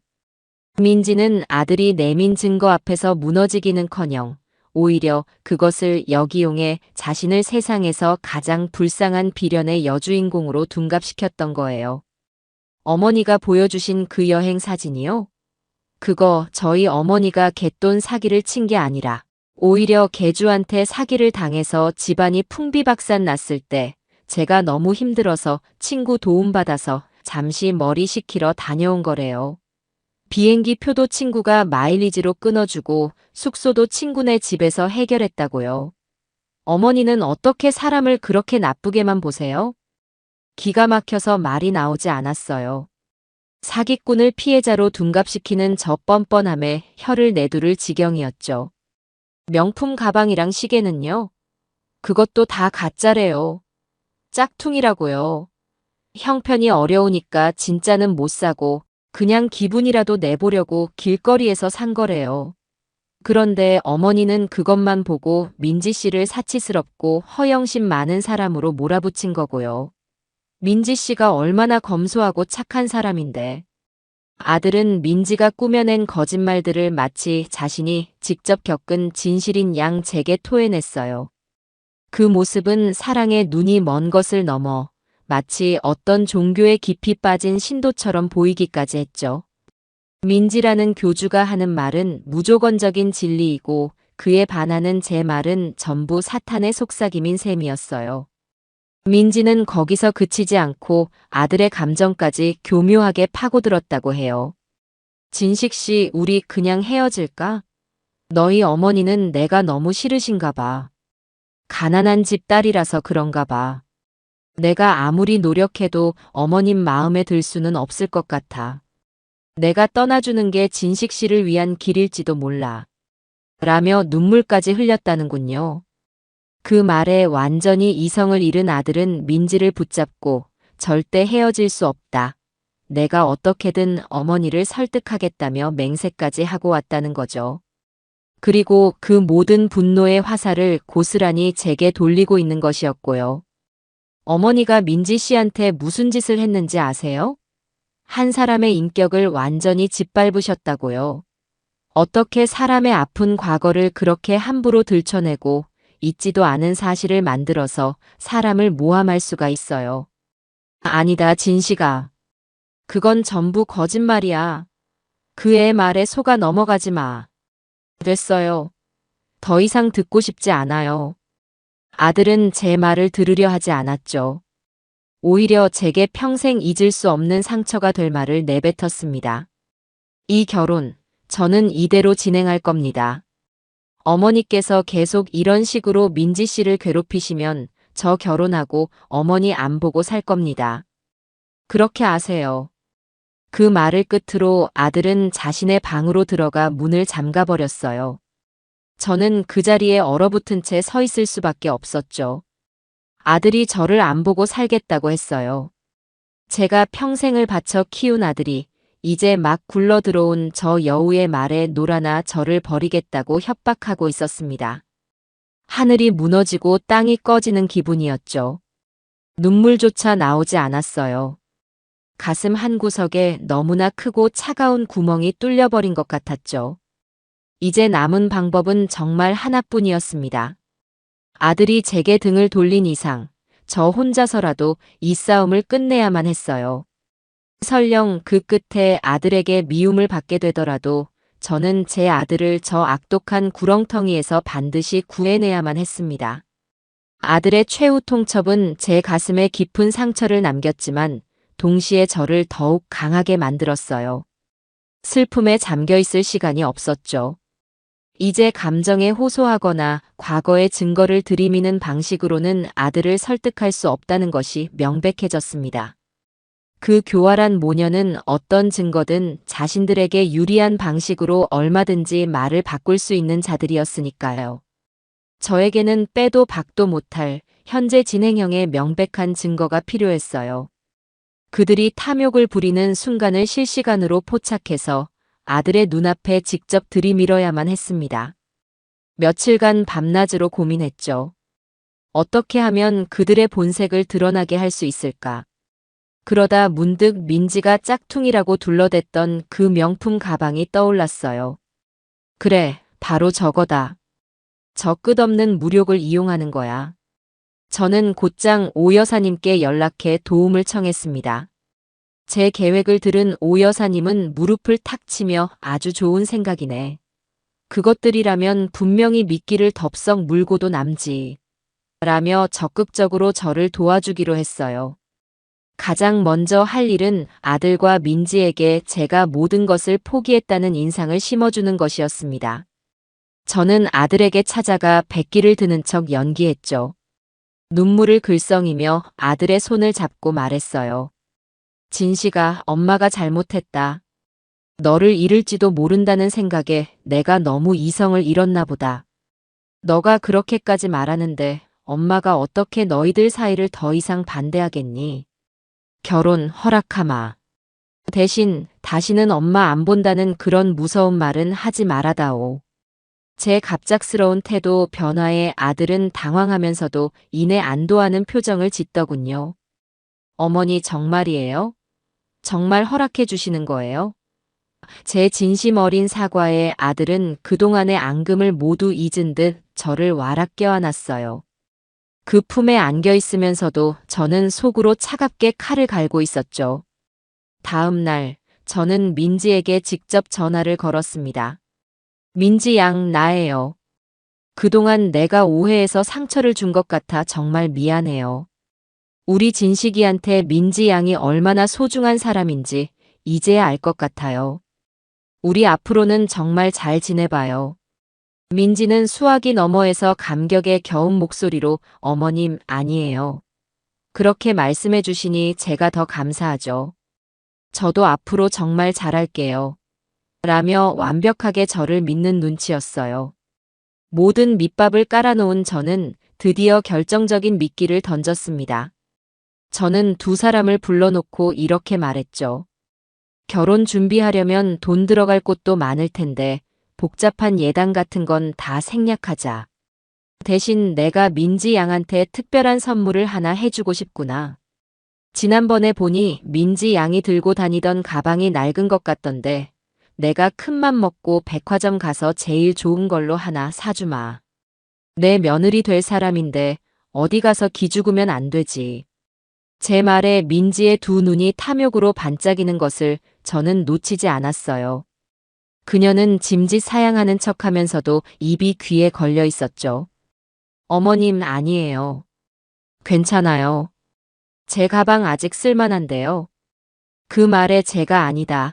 내가 사주고 싶어서 그런다. 혹시 봐둔 모델이라도 있니? 하고 묻자 기다렸다는 듯이 휴대폰을 꺼내 특정 명품 브랜드의 신상 가방 사진을 보여주더군요. 가격을 검색해보니 자그마치 1,000만 원에 가까운 물건이었어요. 며칠 뒤 저는 오 여사님과 함께 비밀스러운 장소로 향했습니다. 그곳은 일반적인 명품 매장이 아니라 아는 사람만 아는 특수 제작 공방이었죠. 오 여사님의 지인이 운영하는 곳이었어요. 우리는 그곳에서 민지가 원했던 모델과 완벽하게 똑같은, 전문가도 구별하기 힘들다는 최고 등급의 복제품을 구했습니다. 진짜와 다른 점이 있다면 그 안에는 우리의 비밀 병기가 숨겨져 있다는 것이었죠. 사장님, 여기에 최대한 티 안 나게 아주 작고 성능 좋은 위치 추적기를 좀 넣어주실 수 있을까요? 제 부탁에 사장님은 흔쾌히 가방 안감에 눈에 띄지 않는 부분에 손톱보다 작은 크기의 GPS 장치를 감쪽같이 심어주었습니다. 이제 모든 준비는 끝난 거죠. 주말, 저는 아들과 민지를 집으로 불러 근사한 저녁 식사를 대접했어요. 그리고 후식을 먹을 때쯤 마치 깜짝 선물처럼 그 가방을 꺼내 민지에게 건넸습니다. 민지 양, 이거 엄마가 주는 선물이다. 포장 상자를 여는 민지의 손이 미세하게 떨리고 있더군요. 마침내 모습을 드러낸 가방을 본 그녀는 거의 비명을 지르다시피 했죠. 어머님, 세상에 이걸 정말 저 주시는 거예요? 너무 예뻐요. 어떡해. 민지는 가방을 품에 꼭 껴안고 아이처럼 기뻐했어요. 아들은 그런 민지의 모습을 흐뭇하게 바라보며 제게 어머니, 정말 감사해요. 민지가 저렇게 좋아하는 걸 보니 저도 기쁘네요 라며 고마움을 표했고요. 민지는 그날 집으로 돌아갈 때까지 가방을 손에서 놓지 않았습니다. 헤어지면서도 제 손을 꼭 잡고 말했죠. 어머님, 정말 감사해요. 이 가방 평생 아껴서 맬게요. 죽을 때 관에까지 가지고 들어갈 거예요. 저는 그 뻔뻔한 거짓말에 속으로 코웃음을 치며 인자한 미소를 지어 보였습니다. 그래, 그러렴. 아껴서 잘 쓰렴. 그들이 돌아가고 난 뒤 저는 곧장 제 방으로 들어와 노트북을 켰어요. 위치 추적기 앱을 실행하자 지도 위에 작은 점 하나가 민지의 집 위치에 찍혀 있었습니다. 이제부터는 기다림의 시간이었죠. 저는 그 점이 움직이기만을 숨죽여 기다렸습니다. 하루, 이틀이 지났어요.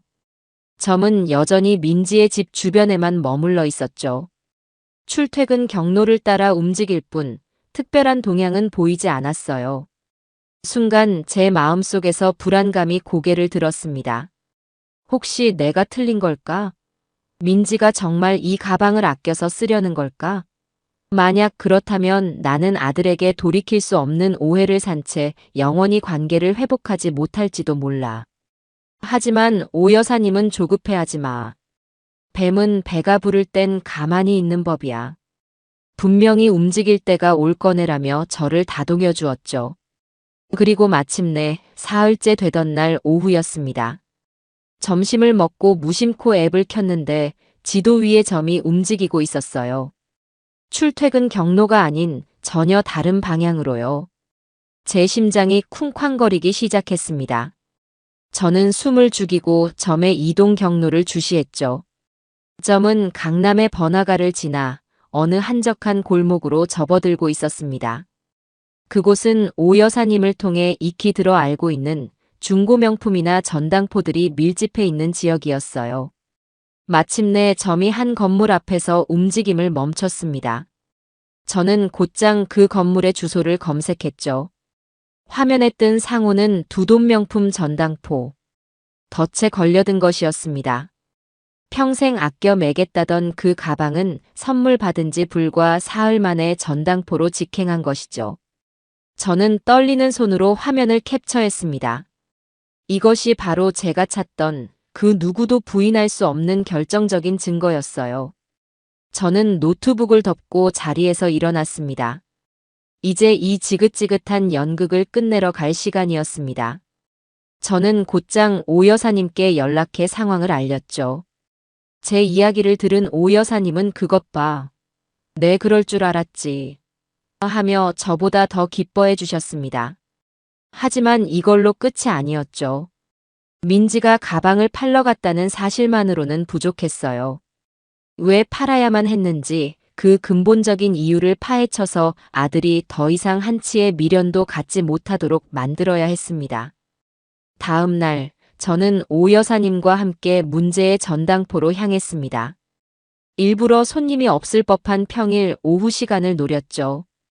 전당포라는 간판이 주는 위압감에 잠시 문 앞에서 망설였지만 아들을 구해야 한다는 일념으로 굳게 마음을 먹고 안으로 들어섰습니다. 내부는 생각보다 어둡거나 음침하지는 않았어요. 다만 진열장 안에 놓인 온갖 물건들에서 저마다의 절박한 사연이 느껴져 마음이 조금 무거워졌죠. 철창 너머에 앉아있던 무뚝뚝한 인상의 중년 남자가 저희를 위아래로 훑어보며 물었습니다. 뭐 맡기실 거라도 있으신가? 저는 곧장 본론으로 들어갔습니다. 제 휴대폰에 저장해 둔 민지와 그 엄마의 사진을 보여주며 말했죠. 사장님, 혹시 이 사람들 기억나세요? 어제 혹시 이런 가방을 들고 오지 않았나요? 저는 민지가 들고 갔던 가방의 사진도 함께 보여주었습니다. 전당포 사장님은 사진을 보더니 귀찮다는 듯 손을 내저었어요. 우리가 하루 이틀 장사하는 것도 아니고 손님 얼굴을 어떻게 일일이 다 기억합니까? 그리고 손님 개인정보는 알려드릴 수 없어요. 예상했던 반응이었지만 이대로 물러설 수는 없었죠. 바로 그때 제 옆에 있던 오 여사님이 나섰습니다. 사장님, 저희가 괜히 와서 장사 방해하려는 게 아니에요. 사실은 이 여자 우리 동네에서 수억 원대 갯돈 사기치고 달아났던 여자예요. 아마 사장님도 이 여자한테 한 번 대인 적이 있을걸요. 물건 제대로 확인 안 했다가 가짜에 속아서 돈만 날린 적 정말 없으세요? 오 여사님의 말에 전당포 사장님의 표정이 순간 굳어지는 것을 저는 똑똑히 봤어요. 그의 눈빛이 가늘어지며 저희를 다시 쳐다보더군요. 그 여자들이 사기꾼이라고요? 네, 아주 질 나쁜 사기꾼들이죠. 저희는 그 증거를 잡으러 다니는 중이고요. 어제 그 가방, 사실 저희가 일부러 흘린 미끼였어요. 사장님께서 저희를 좀 도와주시면 앞으로 가게 운영하시면서 이런 사기꾼들한테 당할 일 없도록 저희가 아는 정보 다 드릴 수 있는데.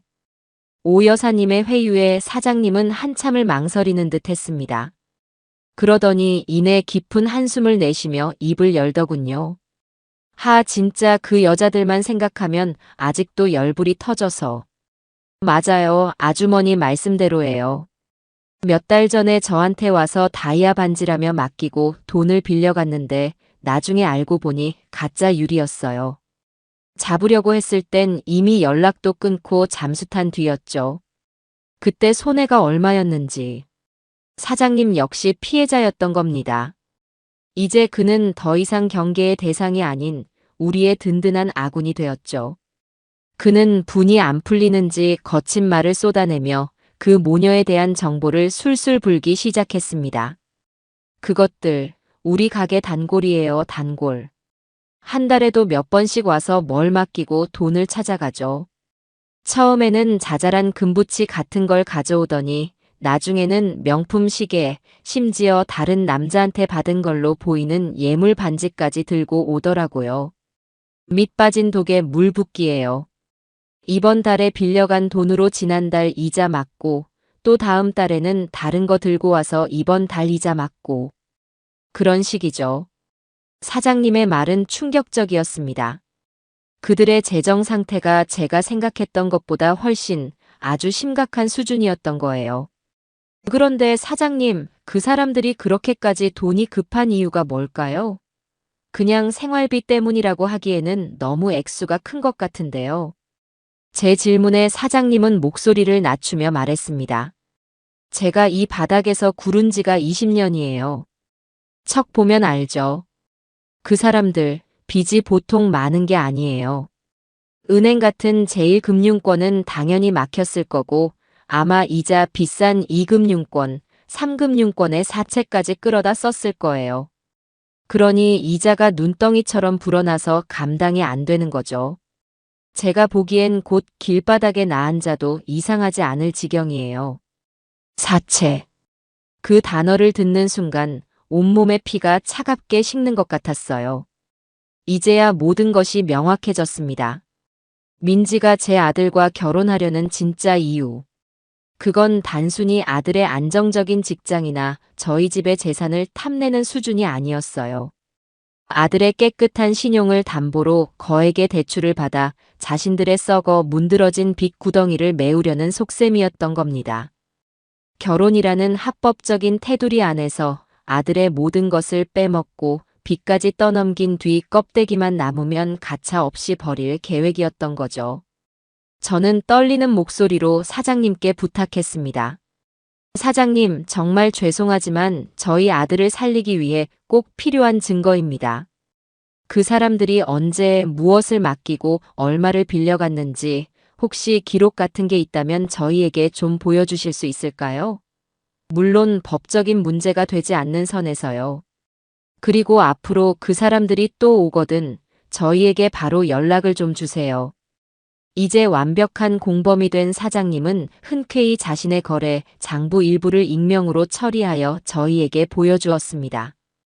그 안에는 지난 1년간 그 모녀가 맡기고 간 수십 개의 품목과 처참한 금액이 빼곡하게 적혀 있었죠. 저는 그 페이지를 휴대폰으로 찍어 소중히 저장했습니다. 이건 그들의 추악한 실체를 증명할 또 하나의 강력한 무기가 될 것이었어요. 전당포를 나서자 차가운 바람이 얼굴을 스쳤습니다. 하지만 제 마음은 오히려 활활 타오르는 불길 같았죠. 분노와 아들에 대한 미안함, 그리고 저 사악한 모녀를 반드시 내 손으로 심판하겠다는 결의가 뒤섞여 있었습니다. 오 여사님의 찻집으로 돌아온 우리는 새로 얻은 정보를 바탕으로 마지막 계획을 짜기 시작했어요. 이제 어설픈 설득이나 증거 제시는 필요 없었습니다. 모든 관련자들을 한자리에 모아놓고 더 이상 빠져나갈 구멍 하나 없는 완벽한 무대를 만들어 그들의 가면을 벗겨버려야 했죠. 그들의 가장 행복한 순간이 될 뻔했던 상견례 자리를 그들의 인생에서 가장 끔찍한 심판의 장으로 만들어주기로 마음먹었습니다. 마지막 결전의 날을 앞두고 저는 그 어느 때보다 침착하게 움직이기 시작했어요. 섣부른 행동은 모든 것을 망칠 수 있었죠. 오 여사님, 그리고 이제는 우리의 든든한 조력자가 된 전당포 사장님과 함께 머리를 맞대고 최종 계획의 세부 사항을 하나씩 점검했습니다.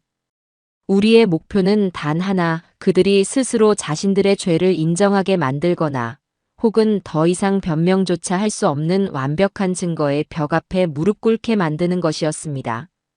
계획의 첫 단계는 그들을 안심시키고 가장 행복한 순간에 잔치를 벌이는 척 그들을 무대 위로 끌어내는 것이었죠. 저는 휴대폰을 들고 안사돈에게 전화를 걸었습니다. 최대한 살갑고 기쁨에 찬 목소리를 연기해야 했어요. 수화기 너머로 여보세요?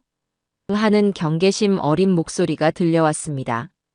어머, 사부인. 저예요. 잘 지내셨어요? 아, 네, 사부인. 무슨 일이세요? 다름이 아니고요, 사부인. 그동안 제가 너무 죄송했어요. 괜한 오해로 아이들 마음고생만 시키고요. 이제 저도 다 마음 정리하고 우리 아이들 결혼 진심으로 축복해 주려고요. 그래서 말인데 이대로 그냥 결혼시키기에는 양가 어른 된 도리가 아닌 것 같아서요. 정식으로 상견례 자리 한번 다시 갖는 게 어떨까 싶어서요. 양가 부모님 다 같이 모여서 아이들 앞날 축복해주고 앞으로 사돈끼리 잘 지내자는 의미에서요. 제 말에 안사돈의 목소리가 한 톤 높아지는 게 느껴졌어요. 완벽하게 승리했다고 생각하는 사람의 목소리였죠. 어머머, 사부인. 그렇게까지 생각해 주시니 제가 더 감사하네요. 그럼요, 당연히 그래야죠. 저희야 언제든지 좋죠. 그녀는 예상대로 제 미끼를 덥석 물었습니다. 그럼 다음 주 토요일 저녁은 어떠세요? 제가 아주 근사한 한정식 집으로 예약해 놓을게요. 귀한 사돈 모시는 자리인데 아무 데서나 할 수는 없죠. 어머나 세상에. 사부인이 그렇게까지 신경 써주시니 몸 둘 바를 모르겠네요. 그럼 그날 뵙는 걸로 해요. 호호. 가증스러운 웃음소리를 끝으로 전화가 끊겼습니다. 저는 잠시 휴대폰을 쥔 채 눈을 감았어요. 역겨움이 치밀어 올랐지만 이 또한 마지막을 위한 과정이라고 생각하며 마음을 다잡았죠. 다음으로 저는 증인들을 섭외하기 시작했습니다. 가장 먼저 찻집 직원이었던 소희 씨에게 연락했어요. 처음에는 많이 망설이더군요. 제가 그런 자리에 나가서 잘할 수 있을까요? 괜히 저 때문에 일이 잘못될까봐 무서워요. 그 마음을 왜 모르겠어요. 하지만 저는 간곡하게 부탁했습니다. 소희 씨가 아니면 안 돼요. 아가씨의 그 용기 있는 증언 한마디가 저와 우리 아들을 살리는 길이에요. 제가 끝까지 책임지고 지켜줄게요. 제 진심 어린 설득에 소희 씨는 마침내 고개를 끄덕여 주었습니다. 그리고 오 여사님을 통해 갯돈 사기의 다른 피해자분들과도 약속을 잡았어요. 그들은 모두 자신의 상처를 다시 드러내는 것을 두려워했지만 더 이상의 피해자를 막아야 한다는 오 여사님의 설득에 기꺼이 동참해주기로 했습니다. 마지막으로 전당포 사장님까지 우리의 어벤져스 군단은 완벽하게 꾸려졌죠. 결전의 날, 저는 아침부터 분주하게 움직였습니다. 가장 먼저 상견례 장소인 한정식 집을 찾아가 지배인과 미리 이야기를 마쳤습니다. 제가 예약한 가장 큰 별실과 바로 그 옆방을 함께 쓰게 해달라고 부탁했죠. 그리고는 옆방에 우리 증인들이 조용히 대기하고 있다가 제가 신호를 보내면 들어올 수 있도록 동선을 미리 확인했습니다. 지배인은 제 간절한 사정을 듣고는 모든 것을 비밀에 붙이고 협조해주겠다고 약속했어요. 저녁 시간이 다가오자 저는 옷장 앞에서 한참을 고민했습니다. 싸우러 가는 장수처럼 비장한 옷을 입어야 할까? 아니면 평소처럼 온화한 어머니의 모습을 보여줘야 할까? 저는 후자를 택했습니다. 가장 부드러운 색의 옷을 골라 입고 은은한 화장까지 했죠. 그들에게 단 한치의 의심도 주지 않기 위해서였습니다. 거실로 나가자 말끔하게 정장을 차려입은 아들이 저를 보고 환하게 웃었어요. 어머니, 오늘 정말 고우세요. 민지 씨랑 장모님도 분명 좋아하실 거예요. 아무것도 모른 채 행복해하는 아들의 얼굴을 보니 가슴 한쪽이 아려왔습니다. 잠시 후 겪게 될 충격과 배신감을 어떻게 감당할 수 있을까요? 하지만 이 아픔은 반드시 필요한 성장통이 될 거라고 저는 스스로를 위로할 수밖에 없었죠. 차를 타고 식당으로 가는 내내 아들은 신이 나서 제잘거렸습니다. 신혼여행은 어디로 갈지, 아이는 몇 명을 낳을지, 온통 미래에 대한 장밋빛 계획뿐이었어요. 저는 그저 말없이 아들의 이야기에 고개를 끄덕여주며 창밖만 바라보았습니다. 제 눈에는 모든 풍경이 마치 마지막 장면처럼 느리고 아프게 지나가고 있었어요. 식당에 도착하자 약속 시간보다 조금 일찍 도착한 안사돈과 민지가 저희를 반갑게 맞았습니다. 두 사람은 오늘을 위해 한껏 치장한 모습이었죠. 온갖 보석으로 치장한 안사돈과 순백의 원피스를 입은 민지, 마치 승전을 자축하는 여왕과 공주 같았어요. 어머, 사부인. 진식씨, 어서 와요. 저희가 먼저 와서 기다리고 있었어요. 어머님, 오늘 정말 아름다우세요. 그들의 가식적인 인사를 받으며 우리는 예약된 별실로 들어섰습니다. 방 안에는 정갈하게 상이 차려져 있었고 은은한 조명이 우리를 비추고 있었죠. 저는 그들을 가장 상석에 앉혔습니다. 최대한 대접하는 척, 그들의 기분을 하늘 끝까지 띄워주어야 했으니까요. 음식들이 하나씩 들어오고 우리는 화기애애한 분위기 속에서 식사를 시작했습니다. 안사돈과 민지는 자신들의 세상에 온 것처럼 결혼 준비와 혼수 이야기를 신나게 떠들어댔어요. 저는 인자한 미소를 띤 채 모든 이야기에 맞장구를 쳐주었습니다. 어머, 그러네요, 호호. 민지 양은 좋겠네. 제 연기는 완벽했어요. 아들은 그런 제 모습을 보며 완전히 안심한 듯 행복한 미소를 짓고 있었죠. 그 누구도 알지 못했습니다. 바로 옆방에서 차갑게 식은 찻잔을 앞에 두고 복수의 칼날을 갈고 있는 증인들이 숨죽여 때를 기다리고 있다는 사실을요. 그리고 이 화려한 만찬이 지옥의 문을 여는 마지막 성찬이 될 것이라는 사실을 말입니다. 폭풍전야의 고요함 속에서 저는 조용히 마지막 신호를 보낼 순간을 기다리고 있었습니다. 맛있게 식사를 마치고 달콤한 후식까지 나왔을 때 저는 이 지긋지긋한 연극의 막을 내릴 시간이 왔음을 직감했어요. 방 안의 분위기는 더할 나위 없이 화기애애했죠. 안사돈과 민지는 완전히 경계를 푼 채였고 제 아들 진식이는 행복한 미래를 꿈꾸며 미소 짓고 있었습니다. 저는 찻잔을 내려놓으며 모두의 시선을 집중시켰습니다. 자, 이제 식사도 다 끝났으니 제가 오늘 이 자리를 마련한 진짜 이유를 말씀드려야겠네요. 모두의 시선이 제게로 쏠렸어요. 안사돈과 민지는 드디어 재산 이야기나 결혼 지원에 대한 이야기가 나오려나 보다 하는 기대감에 찬 눈빛이었죠. 저는 그들을 천천히 둘러보며 입을 열었습니다. 사부인, 그리고 민지 양. 제가 오늘 이 자리를 마련한 것은 두 분께 진심으로 사과를 드리기 위해서입니다.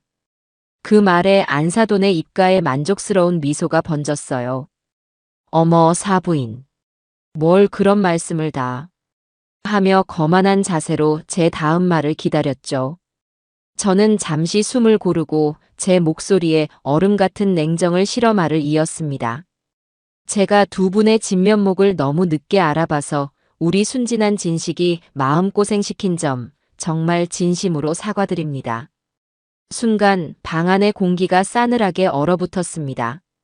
진면목이라는 단어에 안사돈과 민지의 얼굴에서 미소가 싹 사라졌죠. 아들은 어리둥절한 표정으로 저와 안사돈을 번갈아 쳐다보았어요. 어머니, 그게 무슨...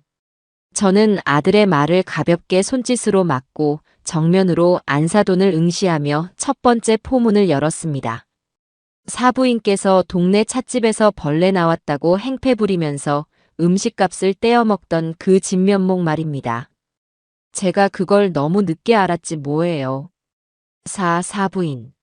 지금 무슨 그런 말도 안 되는 소리를 하세요. 저희가 언제 그랬다고요. 이거 명예훼손이에요. 안사돈이 새빨개진 얼굴로 버럭 소리를 질렀습니다. 민지 역시 하얗게 질린 얼굴로 어머님 정말 왜 이러세요? 저희 그런 적 없어요. 라며 거들었죠. 그들의 격렬한 부정에 아들의 표정은 더욱 혼란스러워졌어요. 저는 그들을 향해 빙그레 웃어 보였습니다. 그리고는 옆방으로 통하는 미닫이 문을 향해 나지막이 말했죠. 들어오세요. 스르륵 소리와 함께 문이 열렸습니다. 그곳에는 찻집 유니폼을 입은 소희 씨가 굳은 표정으로 서 있었어요. 소희 씨는 방 안으로 천천히 걸어 들어와 안사돈과 민지 앞에 섰습니다. 두 모녀는 마치 귀신이라도 본 것처럼 경악한 얼굴이었죠. 제가 그날 두 분이 하신 행동을 똑똑히 봤습니다. 케이크 다 드시고 나서 일부러 벌레 소동 일으키시고 따님은 아픈 척 연기까지 하셨잖아요. 제가 다 보고 들었습니다. 소희 씨의 차분하지만 단호한 증언에 안사돈과 민지는 아무 말도 하지 못하고 입술만 파르르 떨고 있었습니다. 아들은 충격적인 얼굴로 민지를 쳐다보았죠. 하지만 이건 시작에 불과했어요. 제가 다시 한번 신호를 보내자 이번에는 반대편 문이 열렸습니다. 그리고 그곳에서 오 여사님과 갯돈 사기 피해자들이 하나둘씩 모습을 드러냈어요. 그들은 아무 말 없이 방 안으로 들어와 두 모녀를 차가운 눈으로 에워쌌습니다. 안사돈은 자신을 둘러싼 익숙한 얼굴들을 보고는 공포에 질린 비명을 내질렀죠. 아니. 당신들이 여길 어떻게. 이 사기꾼아. 내 돈 내놔. 네가 내 평생 모은 돈 다 들고 튀어서 내가 얼마나 고생했는지 알아. 우리 가게 보증금 물어내. 피해자들의 울분 섞인 외침이 방 안을 가득 메웠습니다. 아들은 눈앞에서 벌어지는 광경을 도저히 믿을 수 없다는 듯 멍하니 서 있었어요. 민지는 이제 아들의 팔에 매달려 아니야. 진식 씨. 이 사람들 다 거짓말하는 거야. 우리 엄마는 억울해. 라며 울부짖기 시작했죠. 저는 그 아수라장 속에서 조용히 자리에서 일어나 마지막 일격을 가하기 위해 민지에게 다가갔습니다. 그리고는 아주 부드러운 목소리로 물었어요. 민지 양 많이 놀랐나 보구나. 그런데 그 와중에도 내 선물은 아주 잘 쓰고 있는 것 같아 다행이네. 내가 선물한 그 가방 말이야. 평생 아껴 맬 거라고 죽을 때 관 속에까지 가져갈 거라고 했었지? 제 질문에 민지의 울음소리가 순간 뚝 그쳤습니다. 그녀의 눈이 공포로 흔들리는 것을 보았죠. 덫에 걸린 짐승의 눈이었습니다. 그녀는 자기도 모르게 고개를 끄덕이며 더듬거렸어요. 네, 그럼요, 어머님. 정말 잘 쓰고 있어요. 그 대답을 기다렸다는 듯 저는 방문 밖에 대기하고 있던 마지막 증인을 불렀습니다. 사장님 들어오시죠. 방문이 다시 열리고 두돈 명품 전당포의 사장님이 한 손에 익숙한 명품 가방을 들고 들어왔습니다. 바로 제가 민지에게 선물했던 그 가방이었죠. 사장님은 방 한가운데로 걸어 들어와 가방을 테이블 위에 올려놓으며 말했습니다. 이 가방 말씀이십니까? 여기 이 아가씨가 사흘 전에 저희 가게에 팔러 오셨던데요. 안타깝게도 저희가 감정해보니 진품이 아니라서 매입은 못해드렸습니다만. 전당포 사장님의 마지막 한마디는 마치 거대한 종을 울린 것 같았어요. 진품이 아니라서. 그 말이 남긴 쨍한 울림이 끝나자 방 안의 모든 소음이 거짓말처럼 멎어버렸죠. 정적 그 자체였습니다. 안사돈의 입에서는 더 이상 저주 섞인 고함이 터져 나오지 않았고 민지의 입에서도 거짓 눈물이 멈췄어요. 그저 눈앞의 현실을 부정하려는 듯 텅 빈 눈으로 테이블 위에 가방만 쳐다볼 뿐이었죠. 그 순간 가장 고통스러운 사람은 제 아들 진식이었습니다. 저는 아들의 얼굴을 차마 정면으로 볼 수가 없었어요. 그저 곁눈질로 살폈을 뿐인데도 영혼이 부서져 내리는 소리가 들리는 듯했죠. 아들의 얼굴에서 사랑, 믿음, 미래에 대한 모든 희망과 설렘이 유리 조각처럼 산산이 깨져나가는 것이 보였습니다. 그가 그토록 지키고 싶어 했던 그의 세상이 실은 모래 위에 지어진 거대한 사기극이었다는 것을 깨달은 사람의 얼굴이었어요. 아들은 천천히 고개를 들어 민지를 바라보았습니다. 그 눈빛에는 더 이상 애정이 남아있지 않았어요. 낯선 사람, 아니 혐오스러운 무언가를 보는 듯한 차갑고 공허한 눈빛이었죠. 한참의 침묵 끝에 아들이 갈라지는 목소리로 입을 열었습니다. 너. 단 한 글자였지만 그 안에는 수만 가지의 감정이 담겨 있었습니다. 배신감, 분노, 허탈함, 그리고 스스로에 대한 지독한 어리석음까지. 나한테 전부 다 거짓말이었구나. 아들의 말에 민지는 그제야 정신이 든 듯 필사적으로 매달리기 시작했어요. 아니야, 진식 씨. 오해야. 저 사람들이 다 우리 모함하는 거야. 믿어줘, 응? 내가 사랑하는 건 진식 씨뿐이야. 하지만 그 목소리는 너무나 공허하게 들렸습니다. 바로 그때 모든 것을 포기한 듯한 표정으로 주저앉아 있던 안사돈이 갑자기 벌떡 일어나 고함을 질렀습니다. 더 이상 교양 있는 척하는 가면 따위는 벗어던진 시장 잡배 같은 모습이었죠. 그래. 그래서 어쩌라고. 우리가 좀 힘들어서 그럴 수도 있지. 너희 집은 돈 많잖아. 아파트도 있고 네 아들 직장도 번듯하고 사돈끼리 그 정도도 좀 도와주고 살면 안 되는 거야? 그걸 이렇게까지 사람 망신을 줘야겠어? 적반하장도 유분수죠. 그녀의 뻔뻔한 외침에 방 안에 있던 모든 사람들이 기가 막혀 입을 다물지 못했습니다. 하지만 그녀의 폭주는 거기서 그치지 않았어요. 그리고 너. 그녀는 날카로운 손톱으로 제 아들을 가리켰습니다. 너처럼 세상 물정 모르는 멍청한 놈 하나 구워 삶는 게 뭐 그리 어려운 일인 줄 알아? 우리 민지가 너 좋다고 따라다닐 때 내가 얼마나 반대했는 줄 알아? 저런 숙맥을 데리고 와서 뭘 어쩌자는 거냐고. 그 말에 아들의 눈빛이 절망에서 분노로 바뀌기 시작했습니다. 민지는 자기 엄마의 폭언에 엄마 제발 그만해 라며 울부짖었지만 이미 엎질러진 물이었죠. 저는 이 추악한 연극을 끝내야겠다고 생각했어요.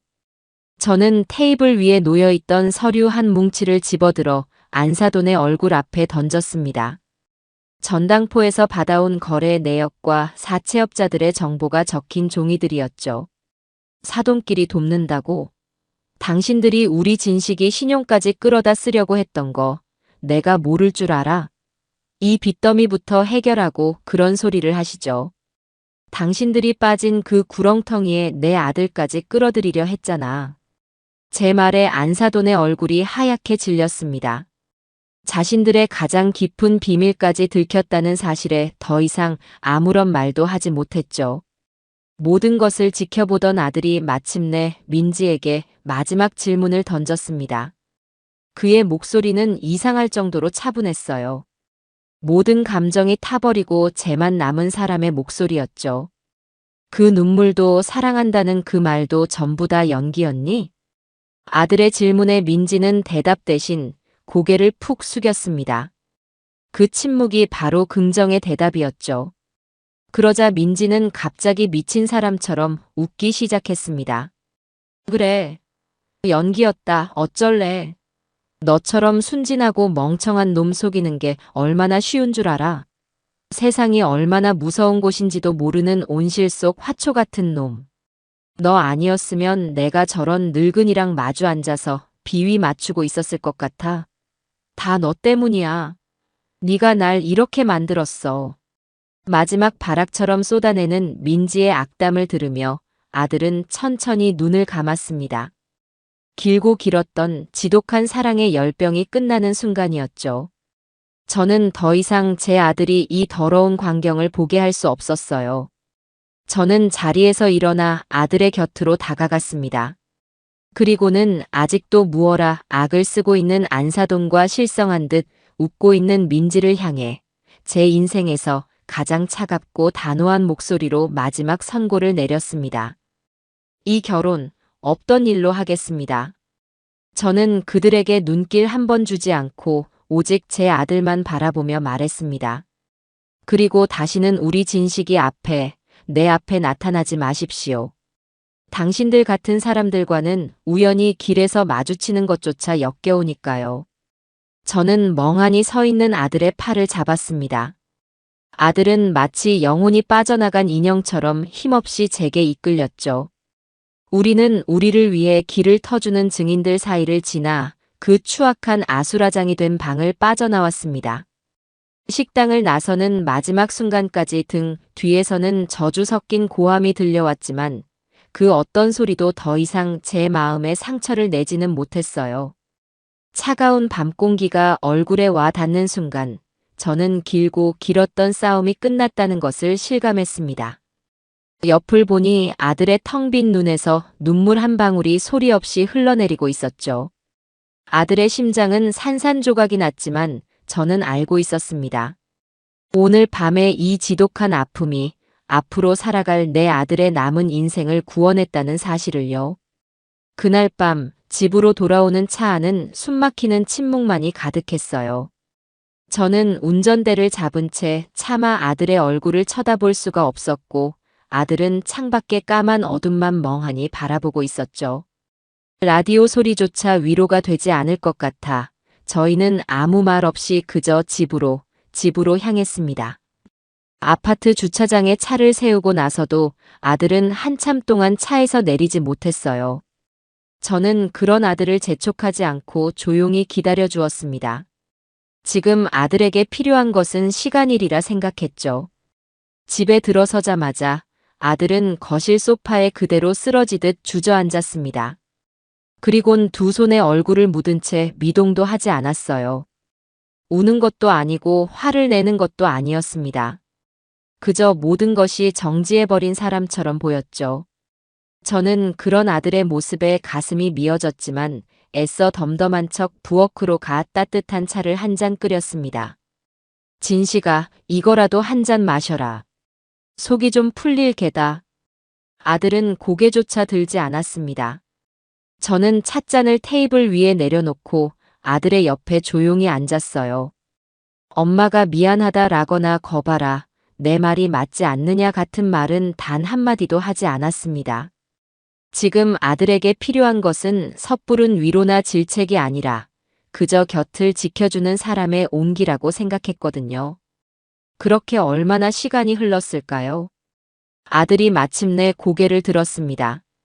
텅 비어있던 그의 눈에는 어느새 굵은 눈물이 방울방울 맺혀 있었죠. 아들은 저를 보며 아이처럼 울기 시작했습니다. 소리내어 통곡하는 것이 아니라 모든 것을 잃어버린 아이처럼 서럽게 어깨를 들썩이며 울었어요. 어머니, 제가 바보였어요. 정말 바보였어요. 저는 그런 아들을 아무 말 없이 끌어안고 등을 토닥여 주었습니다. 제 옷깃이 아들의 뜨거운 눈물로 축축하게 젖어 들어갔습니다. 그 눈물은 민지에 대한 미련이나 사랑이 아니라 자신의 어리석음과 순진함에 대한 회한과 자책의 눈물이었죠. 아들은 한참을 그렇게 울고 나서야 조금씩 진정하기 시작했습니다. 그날 이후 며칠 동안 우리 집은 초상집처럼 조용했어요. 아들은 회사에 병가를 내고 방에서 나오지 않았습니다. 밥도 거의 먹지 않았고 잠도 제대로 자지 못하는 것 같았죠. 저는 억지로 아들을 방에서 끌어내거나 말을 시키는 대신 그저 방문 앞에 따뜻한 식사와 영양제를 챙겨놓고 조용히 물러나 주었습니다. 상처난 짐승이 스스로의 상처를 핥으며 회복할 시간을 갖듯이 제 아들에게도 그런 시간이 필요하다는 것을 알았기 때문이었죠. 하지만 그 악랄한 모녀는 저희를 가만두지 않았습니다. 며칠 뒤부터 제 휴대폰과 아들의 휴대폰으로 번갈아가며 전화와 문자가 쏟아지기 시작했어요. 입에 담을 수도 없는 욕설과 저주, 그리고 자신들의 인생을 망쳤으니 위자료를 내놓으라는 협박까지. 그들은 마지막까지 자신들의 잘못은 인정하지 않고 모든 것을 저희 탓으로 돌리고 있었죠. 너희 때문에 우리 민지가 충격으로 쓰러졌다. 당장 병원비랑 정신적 피해 보상금 내놓지 않으면 가만 안 둬. 이 사기꾼들아. 니들 때문에 우리 결혼도 못하고 동네에 얼굴도 못 들고 다니게 생겼어. 평생 저주할 거야. 저는 더 이상 그들의 광기를 받아줄 생각이 없었습니다. 저는 오 여사님의 도움으로 미리 알아봐 둔 변호사 사무실을 찾아갔어요. 그리고 그동안 제가 모았던 모든 증거들, 찻집 직원의 증언, 갯돈 사기 피해자들의 진술서, 전당포 거래 내역과 CCTV 영상, 그리고 그들이 보낸 협박 문자까지 전부 변호사에게 넘겼습니다. 며칠 뒤 변호사는 제 이름으로 그 모녀에게 아주 강력한 내용 증명을 보냈습니다. 귀하들이 벌인 사기 행각과 협박에 대한 모든 증거를 확보하고 있으며 단 한 번이라도 더 연락을 시도할 경우 사기, 명예훼손, 협박 등 가능한 모든 법적 조치를 취할 것임을 엄중히 경고합니다. 라는 내용이었죠. 그뿐만이 아니었어요. 갯돈 사기 피해자들 역시 단체로 민사소송을 준비하고 있다는 사실까지 덧붙였습니다. 그제야 겁을 먹었는지 그들의 연락은 거짓말처럼 깨끗하게 끊겼습니다. 그렇게 폭풍 같은 시간이 지나고 우리 집에도 조금씩 평온이 찾아오기 시작했어요. 아들은 일주일 만에 다시 회사에 나가기 시작했고 말수는 줄었지만 조금씩 예전의 모습을 되찾아갔습니다. 어느 주말 저는 그동안 저를 도와주었던 고마운 분들을 모두 저희 집으로 초대했어요. 오 여사님과 소희 씨, 전당포 사장님, 그리고 다른 피해자분들까지. 저는 평생의 요리 솜씨를 다 발휘해서 푸짐하게 음식을 차렸습니다. 비싼 한정식은 아니었지만 정성과 감사가 담긴 따뜻한 집밥이었죠. 모두들 한자리에 모여 앉아 마치 큰 전쟁을 함께 치른 전우들처럼 서로를 격려하고 위로했습니다. 최 여사님, 정말 고생 많으셨어요. 여사님 덕분에 저희도 묵은 체증이 좀 내려가는 것 같아요. 소희 씨는 용기가 대단해. 나 같았으면 무서워서 그런 쪽지줄 생각도 못했을 텐데. 사장님 아니었으면 결정적인 증거도 못 잡았을 거예요. 정말 감사합니다. 서로에게 고마움을 전하는 그 자리를 보며 저는 세상은 아직 살만하다는 것을 느꼈습니다. 악한 사람들도 있지만 그 악에 맞서 기꺼이 손을 내밀어주는 선한 사람들이 더 많다는 것을요. 특히 소희 씨에게는 제가 따로 봉투를 챙겨주며 고마움을 표했습니다. 이것 때문에 마음고생 많았을 텐데 이걸로 맛있는 거라도 사 먹어요. 소희 씨는 괜찮다며 손사래를 쳤지만 저는 억지로 그 손에 봉투를 쥐어주었죠. 그 작은 용기가 제 아들의 인생을 구했으니까요. 그날 밤 모든 손님들이 돌아가고 난 뒤 설거지를 하고 있는 제 등 뒤로 아들이 다가왔습니다. 그리고는 아무 말 없이 제가 하는 설거지를 거들기 시작했죠. 우리는 한참 동안 말없이 그릇을 닦고 헹궜습니다. 그 침묵이 전혀 어색하지 않았어요. 모든 설거지가 끝났을 때 아들이 저를 보며 나지막이 말했습니다. 어머니, 고맙습니다. 그 한마디에 그동안의 모든 고생과 아픔이 눈 녹듯이 사라지는 기분이었습니다. 저는 그저 아들의 어깨를 두드려주며 웃어 보일 뿐이었죠. 그렇게 우리의 길고 길었던 폭풍은 지나가고 있었습니다. 계절이 두어 번 바뀌고 우리 집에는 이전에 느껴보지 못했던 평온함이 자리 잡았어요. 지독했던 여름이 지나고 상쾌한 가을이 찾아온 것처럼 아들의 마음에도 조금씩 새로운 바람이 불기 시작했죠. 아들은 이전보다 말수가 줄고 조금 더 신중해졌지만 그 모습이 더 단단하고 믿음직스러워 보였습니다. 주말이면 낚시 동호회에 나가거나 예전부터 배우고 싶어 했던 기타를 배우기 시작했어요. 텅 비어있던 아들의 세상이 다시 건강한 일들로 채워지는 것을 보며 저는 비로소 안도의 한숨을 내쉴 수 있었죠. 어느 저녁 거실에서 함께 과일을 깎아 먹다가 아들이 불쑥 제게 말했어요. 어머니, 그때 제가 정말 죄송했어요. 저는 짐짓 모르는 척 뭐가 하고 되물었죠. 그때 어머니 말씀 믿지 않고 오히려 어머니한테 상처드리는 말까지 했잖아요. 제가 정말 어리석었어요. 눈뜬 장님이라는 게 바로 저 같은 놈을 두고 하는 말이었나 봐요. 그리고 아들은 잠시 말을 멈추고 제 눈을 똑바로 바라보며 말했습니다. 저를 구해주셔서 정말 감사해요, 어머니. 진심이 담긴 아들의 사과와 감사 인사에 저는 그만 눈시울이 뜨거워졌습니다. 저는 깎던 사과를 내려놓고 아들의 손을 꼭 잡았어요. 엄마인데 엄마가 아들 구하는 건 당연한 일이지. 다신 그런 멍청한 짓만 안 하면 된다. 제 퉁명스러운 말에 아들이 오랜만에 아이처럼 환하게 웃더군요. 그 웃음을 보는 순간 저는 제가 한 모든 선택이 옳았다는 것을 다시 한번 확신할 수 있었습니다. 우리의 관계는 그 지독한 사건을 겪고 나서 오히려 이전보다 훨씬 더 깊고 단단해졌죠. 저에게도 새로운 일상이 생겼어요. 이제 오 여사님은 제게 둘도 없는 친구가 되었습니다. 저희는 일주일에 한두 번은 꼭 만나 함께 점심을 먹거나 찻집에 갔죠. 물론 그 문제의 찻집이 아닌 전망 좋고 조용한 다른 찻집으로요. 저희는 만나면 자식들 이야기, 건강 이야기, 새로 나온 드라마 이야기 같은 소소한 수다를 떨며 시간을 보냈습니다.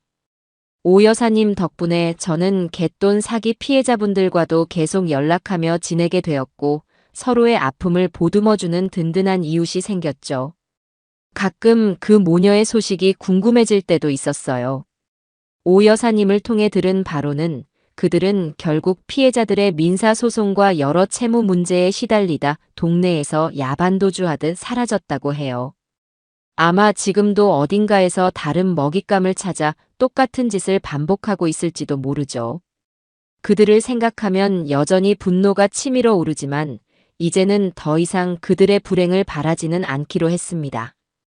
그저 제 인생과 제 아들의 인생에 다시는 그 어떤 그림자도 들이우지 않기만을 바랄 뿐이었어요. 시간이 흘러 첫눈이 내리던 어느 겨울날이었습니다. 퇴근하고 돌아온 아들이 현관에서부터 저를 부르더군요. 어머니, 저 왔어요. 평소보다 한 톤 높은 목소리에 무슨 좋은 일이라도 있나 싶었죠. 아들은 머쓱한 듯 뒷머리를 극적이며 제게 말했습니다. 저기, 어머니. 이번 주말에 시간 괜찮으세요? 같이 저녁 먹고 싶은 사람이 있어서요.